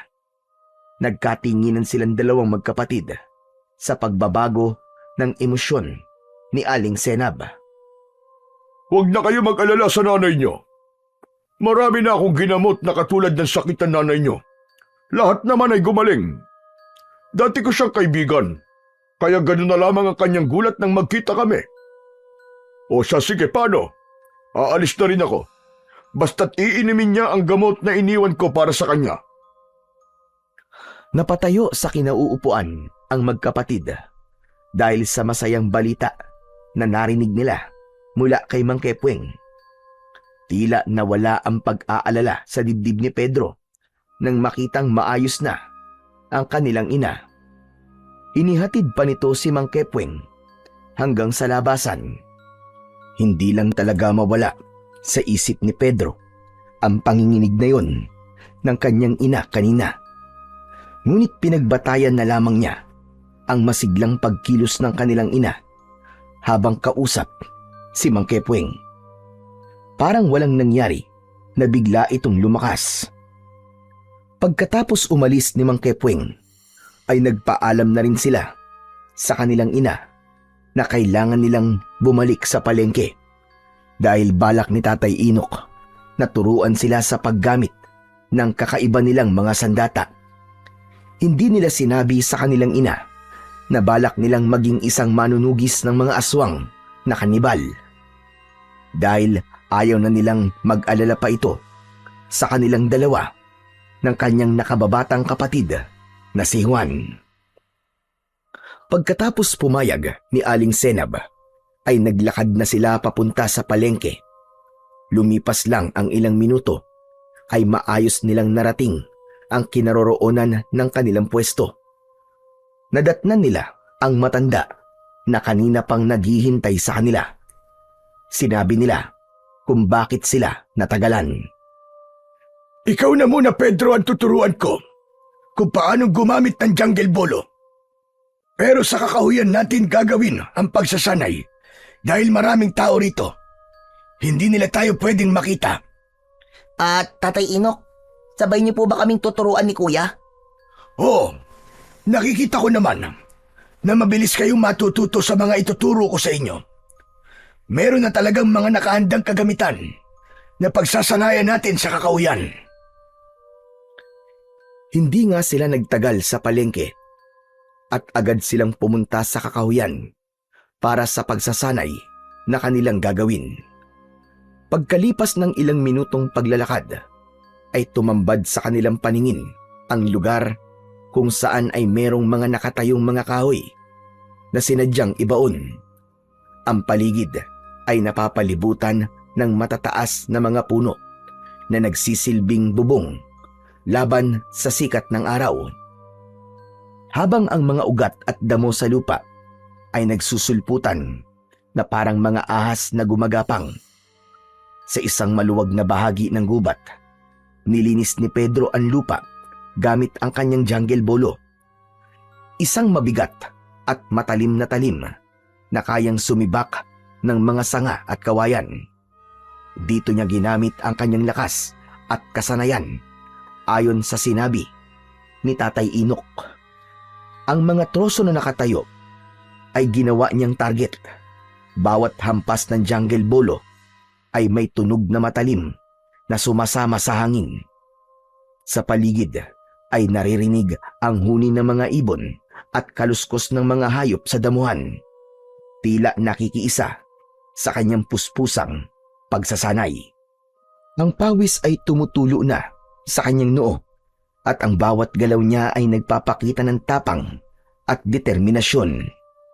Ang lugar na yon, bagamat payak, ay nagsilbing lihim na pugad kung saan hinuhubog ni Pedro ang kanyang sarili. Hindi lamang bilang mandirigma, kundi bilang taong handang ipaglaban ang baryong nilipatan. Habang si Juan naman ay nagsisimula na rin sa pagsasanay gamit ang kris. Isang sandatang may kakaibang anyo. Ang talim naman nito ay alon-alon na parabang dumadaloy na tubig. Sa bawat pagwasiwas ng mga kamay nito, kumikislap ang bakal na tila apoy na sumasayaw. Mahigpit ang kapit nito at bawat hakbang sa damuhan ay sinasalubong ng mabilis at tiyak na galaw. Ginawa nilang katulong ang katahimikan ng gubat. Ang tunog ng pagbugso ng hangin at huni ng mga ibon ay naging musika sa kanilang pag-iensayo. Ang bawat hampas, bawat salag at bawat saksak ng kris ay hindi lamang pagpapatalas ng kakayahan, kundi isang ritual ng disiplina at lakas ng loob para kay Juan. Sumasabay ang dikta o utos ni Tatay Inok sa magkapatid. Tuluyang nagpamalas ng husay ang magkapatid nang matutunan nila ang itinuro ni Tatay Inok. Ngunit habang nag-iensayo ay bigla silang sinalakay ng mga kalalakian na nakabahag at may mga pana sa likod. May mga pinturang kulay puti ang mga muka at sumisigaw ng kakaibang pag-angil at paghuni ng bibig. At tanging ang mga ito lamang ang nagkakaintindihan. Pinalibutan sila ng kakaibang mga nilalang. Na kayo. Sila ang mga kanibal sa umaga at aswang sa gabi. Magagamit na ninyo ngayon ang mga natutunan ninyo. Maging si Tatay Inok ay humanda na rin sa pakikipaglaban sa mga bagong dating na nilalang. Halos 10 ang bilang ng mga taong may kakaibang mga itsura. Lahat ay nakangisi na kulay pula ang mga mata. Ang mga ngipin ng mga ito ay matutulis na parang pangil ng mababangis na mga hayop. Nakatayo sa gitna ng maluwag na kakahuyan ng 3 habang pinakikiramdaman ang galaw ng mga kanibal sa kanilang paligid. Tangan-tangan ang kanilang mga sandata laban sa mga pana ng kalaban. Mabilis ang tibok ng puso ni Pedro ng mga sandaling yon. Dahil yon ang unang beses na laban na gaganapan nilang dalawa ni Juan. Sa kaliwang tabi ay si Juan. Mahigpit ang hawak nito sa kris, handa sa bawat pag-atake ng mga kalaban. Mag-iingat kayo magkapatid. Talasan niyo ang inyong pakiramdam. Kayo rin po, Tatay Inok. Sa tingin ko po, kanina pa po nila tayo pinapanood sa pagsasanay. Kuya, wag na muna kayo magsalita. Para kasing nagbabalik na silang umatake. Tignan nyo. Hindi nga nagkamali si Juan sa sinabi nito. Unang sumugod ang 3 kanibal. Mabilis na parang mga hayop na gutom na gutom. Isang malakas na hampas ng jungle bolo ni Pedro ang dumurog sa isang balikat ng kanibal, habang ang isa naman ay tumilapon sa damuhan nang salubungin ng kris ni Juan ang iba pang kanibal. Lumipad ang mga palaso mula sa kanilang mga kalaban. Matagumpay naman na naiwasan yun ng magkapatid. Para silang hangin na nakikipagsabayan sa mga pag-atake ng mga kanibal na takam sa kanilang mga dugo at laman. Bawat sugat na tinatamo ng magkapatid ay nagdudulot ng pagka-agresibo sa mga kanibal na walang tigil sa pag-atake. Juan, puntiryahin mo ang kanilang leg. Ikaw naman, Pedro, salagin mo ang lumilipad nilang palaso gamit ang iyong bolo. Pero, Tatay Inok! Kahit malapitan ang pag-atake ng mga kanibal, ay hindi nakaubra ang mga yun sa bilis ni Pedro. Para bang naging malakidlat na sa pagkilos ang binata. Yun ang kapangyarihang hatid ng sandata sa magkapatid. Kaya naman, marami ang bumabagsak na kalaban sa lupa at si Juan ang tagagilit ng leeg ng mga nakahandusay na kanibal. Habang ang natitirang mga kalaban ay patuloy sa pag-angil na parabang hindi natatakot sa sandata ng magkapatid. Si Juan naman ay kumilos na parang sumasayaw sa indayog ng hangin. Inikot nito ang katawan at sa isang mabilis na saksak ng Kris ang tumapos sa ikatlong kalaban. Maya-maya pa, dumating ang iba pang mga kanibal.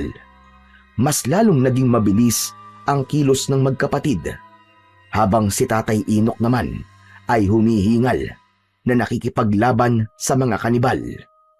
Mas dumarami at lumalakas ang sigaw, ang mga hampas ng kalmot at paglipad ng mga palaso sa kanilang kinatatayuan. Tinamaan ng palaso sa balikat si Pedro. Padaplis yun, kaya hindi masyadong dumugo. Ngunit bigla siyang natigilan nang makitang unti-unting naghihilom ang sugat niya sa katawan, at nakita rin yun ni Juan dahil maging ang sugat nito ay nawawala rin. Huwag na kayong magtaka, sapagkat ang hawak ninyong mga sandata ay merong taglay na kapangyarihan na kayang magpagaling ng sugat sa sino man na may hawak nito. Kaya huwag na kayong mag-alala. Tapusin na natin ang laban dahil nagsisimula na silang sumalakay. Sige, sugod! Ang 5 bagong dating na kanibal ay sabay-sabay na umatake sa kanila. Mabilis na umatras si Tatay Inok, ngunit bago pa malapitan, 2 katawan ang bumagsak matapos tagain ni Pedro ang mga sumugod. Si Juan ay humarang sa natira. Ang bawat alon ng Kris ay tumatama sa laman hanggang sa duguan ng humahandusay sa lupa ang mga kanibal. Pagod na sila, ngunit matatag pa rin silang nakatayo sa gitna. Hinarap nilang 3 ang nalalabing 2 kanibal. Humaginit ang itak ni Tatay Inok. Tumusok sa dibdib ng isa. Ang huli ay sumugod naman kay Pedro. Ngunit mabilis itong hinarangan ni Juan at sabay nilang tinapos ang buhay nito sa pamamagitan ng saksak gamit ang Kris. Kasabay ng matalim na hiwa ng jungle bolo. Natalo ang mga kalaban at sabay-sabay na nasunog ang mga katawan. Ang katahimikan ay binalot ng hingal mula sa pagod na katawan ni na Pedro, Juan at Tatay Inok. Hingal na hingal sila, ngunit nakatindig pa rin. Magkakatabi ang 3. Sa gitna ng kanilang pakikipaglaban, napatunayan nilang hindi lamang sandata ang nagbibigay ng lakas, kundi ang pagkakaisa, tapang at tibay ng loob sa pagharap nila sa mga nilalang. Sa tagal ng kanilang labanan, malapit nang dumilim ang kapaligiran.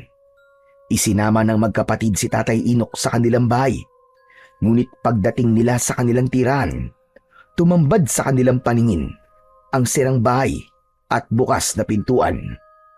Bumundol ang kaba sa dibdib ni Pedro. Ano nangyari dito? Nay! Nay, nasaan kayo? Nay, nandito na po kami ni Juan! Ngunit walang tugon mula sa kanilang ina na si Aling Zenab.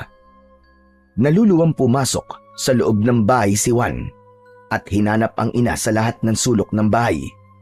Pagbalik sa labas ay naluluha itong nagsalita habang nanginginig ang katawan dahil sa takot at pag-aalala. Kuya, nawawala si nanay. Hindi natin siya dapat iniwanan mag-isa dito. Malamang na merong kumuha sa nanay nyo. Sa itsura ng bahay nyo, parang nagkaroon ng matinding habulan mula sa mga taong kumuha sa inyong ina.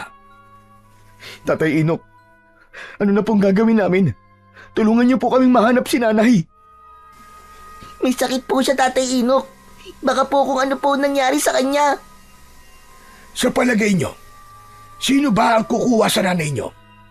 Bago lamang kayo rito sa baryo at imposibleng may magtangka sa buhay ng nanay nyo. Hindi po bago si nanay sa lugar na to, Tatay Inok. Dahil dito po siya ipinanganak. Kaya nga po nagtataka kami kung bakit bumalik siya rito eh. Kung ganito po pala kagulo ang lugar na to. Sino pang nakakaalam sa lugar na to? Si Mang Kepwing po. Yung albularyo pong gumamot kay nanay. Mang Kepwing? Mang Kepwing baka mo? Isang albularyo? Teka, parang narinig ko na ang pangalan niya. Pero hindi siya isang albularyo. Kilala ko ang lahat ng albularyo sa baryong ito. Imposible yun. Dahil palagi ako naglilibot sa baryong ito. Biglang nangihinang napaatras ng hakbang ang matanda. Bumakas ang takot sa mga mata nito at nag-aalalang napasulyap sa kanilang dalawang magkapatid. Hindi maaari. Kung hindi ako nagkakamali, si Kepwing ang nagdala sa nanay niyo sa kanilang tribo. Po, bakit naman po makakarating sa tribo si nanay? Dahil nakakasigurado ko si Kepwing na tinutukoy niyo ay ang anak ng pinuno ng mga kanibal na napatay ko at balak na magiganti sa akin. Siya ngayon ang pinuno ng mga aswang na kanibal. Pero bakit naman po madadamay si nanay? Wala po siyang alam sa away niyo. Yun na nga ang ipinagtataka ko, Pedro. Dahil ang kanilang mga pinapatay ay ang lahat ng may kinalaman sa aking lahi. Pero Tatay Inok, nabanggit po din nanay sa amin na kaibigan daw po niya si Mang Kepwing.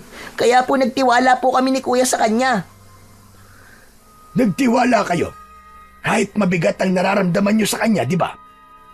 Ang taong merong masamang budi, kadalasan, ay nararamdaman ng mga taong nakapalibot sa kanya ang bigat ng kanyang presensya.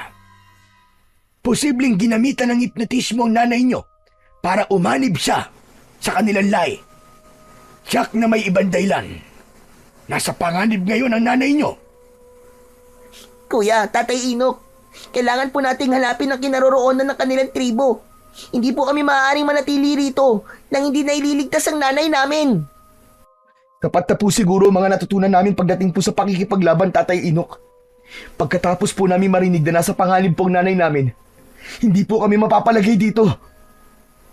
Sige, tutulungan ko kayo. Sa palagay ko ay kasalanan ko rin kung bakit nadamay kayo magkapatid. Marahil ay iniisip nilang mga apo ko kayo, kaya kinuha nilang nanay nyo. Sa gabi sila magsasagawa ng ritual kapag merong bagong sapi sa kanilang pangkat. Kaya habang hindi pa dumidilim ang paligid, ay hahanapin natin kung nasaan sila nagtatago. Simulan na po natin ang paghahanap sa kanila, Tatay Inok. Nagmamadaling kumilos ang tatlo sa paghahanap sa kuta ng mga kanibal. Binalot ng pag-aalala ang dibdib ni Pedro, ganun din si Juan. Hanggang inabutan na sila ng pagdilim sa daan. Tanging tanglaw lamang nila ay ang maliwanag na sikat ng bilog na buwan. Tahimik na naglakad sina Tatay Inok, Pedro at Juan sa pusod ng kagubatan.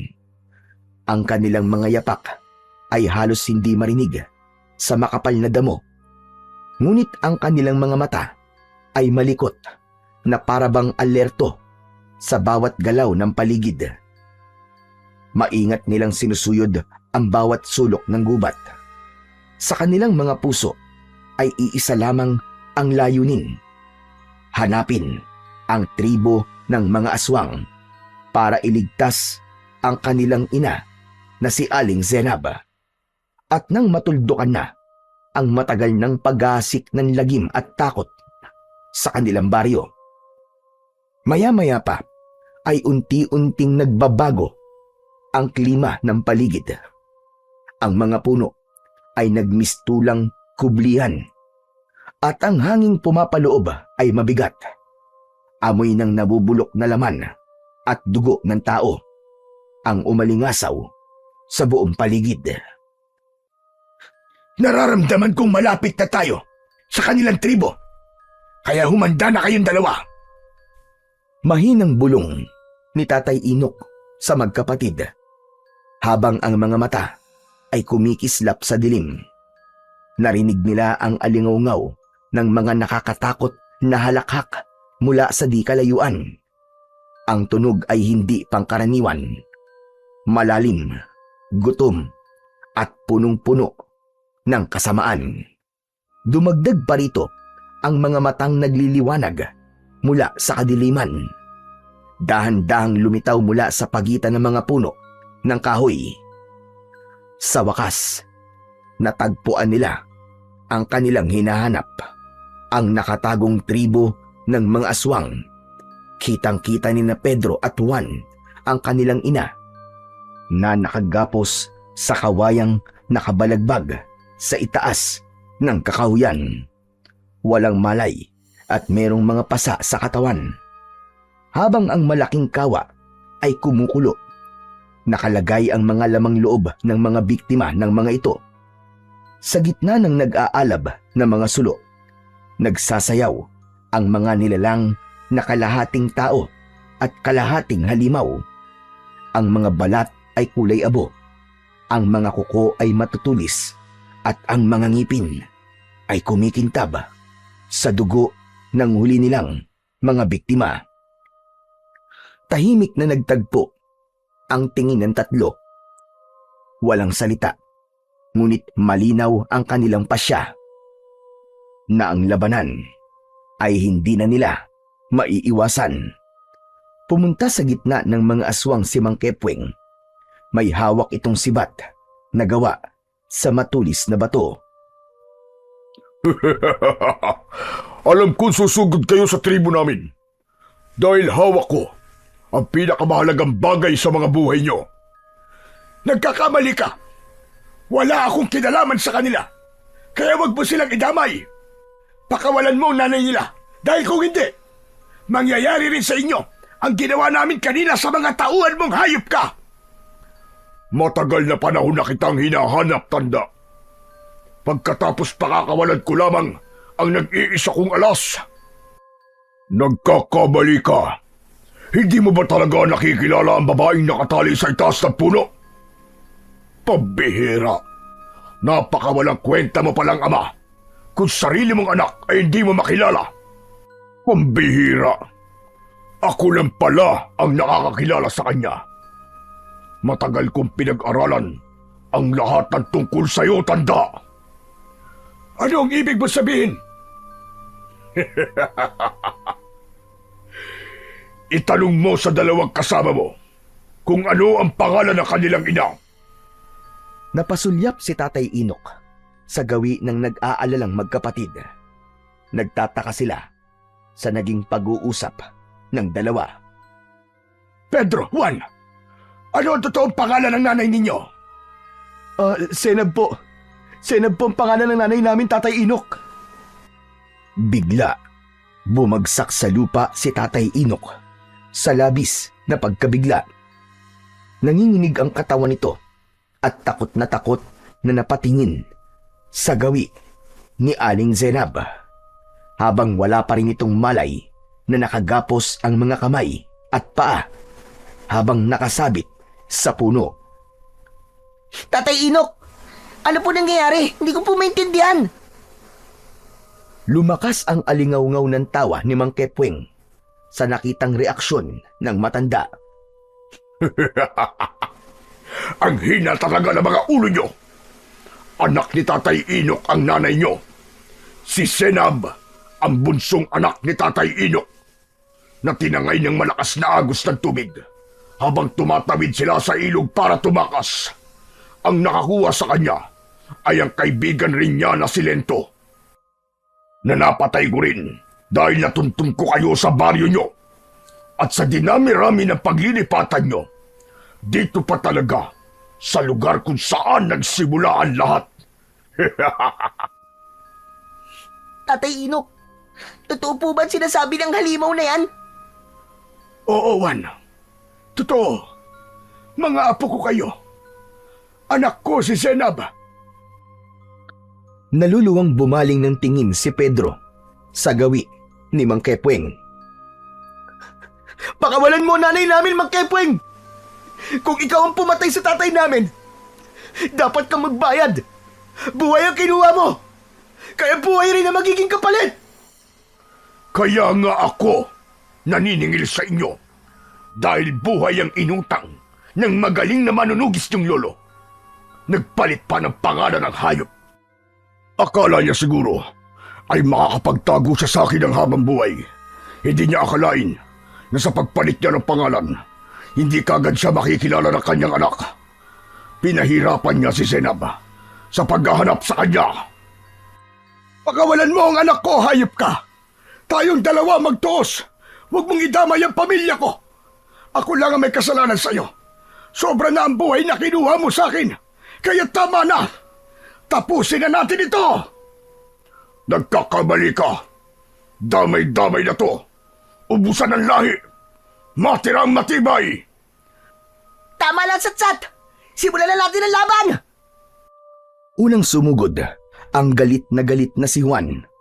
Hawak ang kanyang kris. Napuno ng sigawan ang salubungan ng mga naglalaban. Sabay-sabay na sumugod ang mga alagad ni Mang Kepweng. Kumakaway sa ere ang matutulis na mga kuko at pangil na kumikislap sa liwanag ng apoy sa gitna ng tribo. Ngunit sa sandaling yon, sina Tatay Inok, Pedro at Juan ay nagmistulang mga hangin na gumagalaw ng magkakahiwalay para labanan ang mga halimaw. At bawat galaw nila ay mabilis at halos hindi masundan ng mga mata. Maliban kay Tatay Inok na dahil sa katandaan ay madaling napapagod at nagpapahinga sa bawat kanibal na napapatay nito. Si Pedro naman ay kumikilos na parang naglalaho at muling sumusulpot. Ang kanyang jungle bolo ay sumasabay sa ihip ng hangin. Dumadaplis, ngunit eksaktong tumatama sa dibdib ng bawat aswang na lumalapit sa kanya. Para siyang ihip ng hangin na di mahawakan.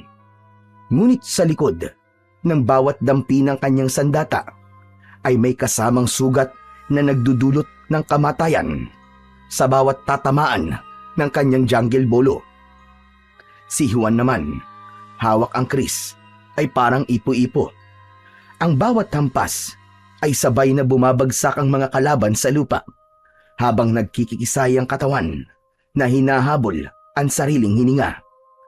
Pinipigilan ng mga aswang ang pagbulwak ng kanilang dugo mula sa sugat na likha ng kris ni Juan. Kasabay ng pagkasunog ng katawan ng mga ito, ang bawat pag-atake ay walang tunog. Tanging ihip lamang ng hangin ang maririnig bago bumagsak ang isang aswang sa lupa, duguan at wala ng buhay. Ang bawat pagwasiwas ng mga kamay ng magkapatid ay parang alon ng hangin na pumupunit sa balat ng mga aswang na kumakalaban sa kanila. Isang mabilis na pagsaksak sa katawan ng natitirang kanibal ang ginawa ni Pedro. Tumagos ang kanyang jungle bolo sa likod nito. Bumagsak ang huling alagad sa lupa hanggang sa natira na lamang ang nakatayo na si Mang Kepweng. Si Tatay Inok ang umakyat sa puno para iligtas ang anak, habang sina Pedro at Juan ay nakatayo paharap sa pinuno ng mga aswang na kanibal. Nasa dugo niyo talaga ang pagiging manunugis at matadero ng mga aswang. Hindi ko akalain na mas malakas pa pala kayo kay Tatay Inok. Dapat pala, pinatay ko na kayong magkapatid. Hindi mo na kailangan magsisi, hayop ka. Dahil huli na, kami naman ang kakatay sa'yo. Kaya simulan mo na magdasal sa hari ng kadiliman. Tignan ko lang kung matulungan ka lang Diyos-Diyosan mo dahil malapit na kayo magkita sa impyerno. Ngumisi ng nakakakilabot ang pinuno ng mga aswang na si Mang Kepweng. Umikot ito ng mabilis sa ere. Gamit ang sibat, inatake sila nito ng palo sa katawan. Bumagsak pasadsad sa lupa si Juan. Hindi rin naiwasan ni Pedro ang pagtama ng sibat sa kanyang tagiliran. Bumagsak siya sa lupa, ngunit itinukod niya ang kanyang jungle bolo. Mabilis at matapang na hinarap niya si Mang Kepweng. Naiiwasan nito ang kanyang bawat pag-atake. Maya-maya pa ay naramdaman niya ang pagtulong sa kanya ng nakababata niyang kapatid na si Juan. Magkasabay silang umatake at sumugod sa kinaroroonan ni Mang Kepweng. Dahil sa bilis ng pagkilos ng magkapatid, hindi na nagawang iwasan ng kalaban ang kanilang mga pag-atake. Para sa tatay ko na pinatay mo! Mamamatay ka na ngayon sa mga kamay ko! Isang ubod ng lakas na pagsaksak sa tiyan ang ginawa ni Pedro. Tumagos ang talim ng jungle bolo hanggang sa likod nito. Kasunod ng pag-ikot naman ni Juan gamit ang kris. Nilaslas nito ang leeg ni Mang Kepweng at sabay nilang binunot ang kanilang mga talim at inulit ang pagsaksak sa katawan nito hanggang sa bumagsak sa lupa si Mang Kepweng. Naliligo ito sa sariling dugo at kung ano ang naging itsura ng mga naging biktima nito ay ganun din ang sinapit ni Mang Kepweng. Dilat ang mga mata at may lumalabas na dugo sa ilong at wakwak ang tiyan dahil sa tama ng jungle bolo ni Pedro. Habang ang leeg naman ito ay balat na lamang ang nakadikit sa katawan. Tila kinatay na baka. Brutal at malalang ganti ng magkapatid na matadero ang sinapit ng pinuno ng mga aswang. Napasulyap ang magkapatid sa gawi ni Tatay Inok habang ang kanilang ina na si Aling Senab ay nagkamalay na. Anak! Senab! Ang Tatay Rodolfo mo to! Ako si Tatay Inok! Tinulungan ako ng mga anak mo! Patawarin mo ko! Hindi ko alam na buhay ka pa! Ay, Diyos ko! Buhay nga po kayo! Salamat sa Diyos! Nahanap mo ko! Oo, anak. Ang mga anak mong sina Pedro at Juan ang nakahanap sa akin. Sa tulong ng Diyos, pinagtagpo kami ng mga anak mo. Kaya pala pamilyar sa akin ang kilos nila. Parang nakikita ko ang sarili ko sa kanila dahil taglay nila ang dugo ng pagiging isang matadero. Bilang isang manunugis ng mga aswang. May papalit na sa akin. Wala nang manggugulo sa atin, anak. Magkakasama na tayong muli. Buo na ang ating pamilya. Tay, ang akala ko po talaga, hindi na tayo magkikita pa. Isang malakas na hagulgol ng iyak ang narinig nila sa mag-amang matagal nang hindi nagkita. Habang sina Juan at Pedro naman ay hawak pa rin ang sandata na tumutulo pa ang sariwang dugo ni Mang Kepweng. Napalapit sila sa kinaroroonan ng kanilang ina. Inalalayan nila itong tumayo at nilisan ang lugar na yon ng magkakasama. Kasabay ng pagkasunog ng buong tribo ng aswang na kanibal. Magmula ng gabing yon ay wala nang naging balita tungkol sa mga lalaking natatagpo ang patay sa kakawyan. Wala na rin ang banta ng panganib at natahimik na ang kanilang mga buhay. Masayang muka ng magkapatid ang bumungad sa tindahan ng matanda bilang mga bagong matadero sa palengke. Araw-araw na pinapanood ng mga tao ang pagpapakitang gilas ng magkapatid.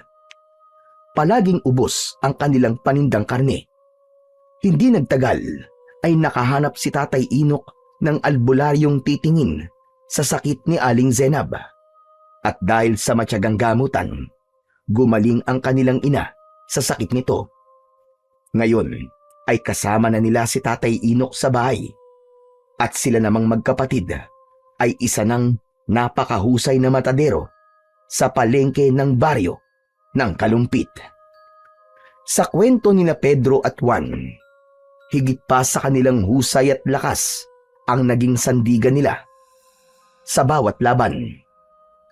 Totoo na ang kanilang tapang at kasanayan sa sandata ay mahalaga, ngunit higit sa lahat, ang kanilang pananampalataya sa Panginoon ang nagbigay ng tibay sa kanilang loob para lumaban sa kampon ng kadiliman. Sa gitna ng dilim ng kagubatan at panganib na dala ng mga aswang, hindi sila nawalan ng pag-asa sapagkat naniniwala silang kasama nila palagi ang Panginoon. Ang tao ay maaaring malakas at biyasa, ngunit kung wala silang tiwala sa Diyos, ang kanilang puso ay madaling panghinaan. Si Pedro at Juan ay nagtagumpay hindi lamang dahil sa kanilang sariling lakas, kundi dahil naniwala silang hindi sila nag-iisa, na sa bawat hampas ng kanilang mga sandata, ang Diyos ang gumagabay sa kanila. Ipinakita nila na ang pagmamahalan ng isang magkapatid ay palaging magkasama sa hirap at ginhawa. Dahil sa ating sariling buhay, hindi man natin kahaharapin ang mga kanibal o aswang, haharapin naman natin ang iba't ibang klase ng pagsubok na susukat sa ating katatagan. Kaya piliing maging mabuting tao upang ang kaparusahan ay hindi natin sapitin sa kamay ng may likha sa atin.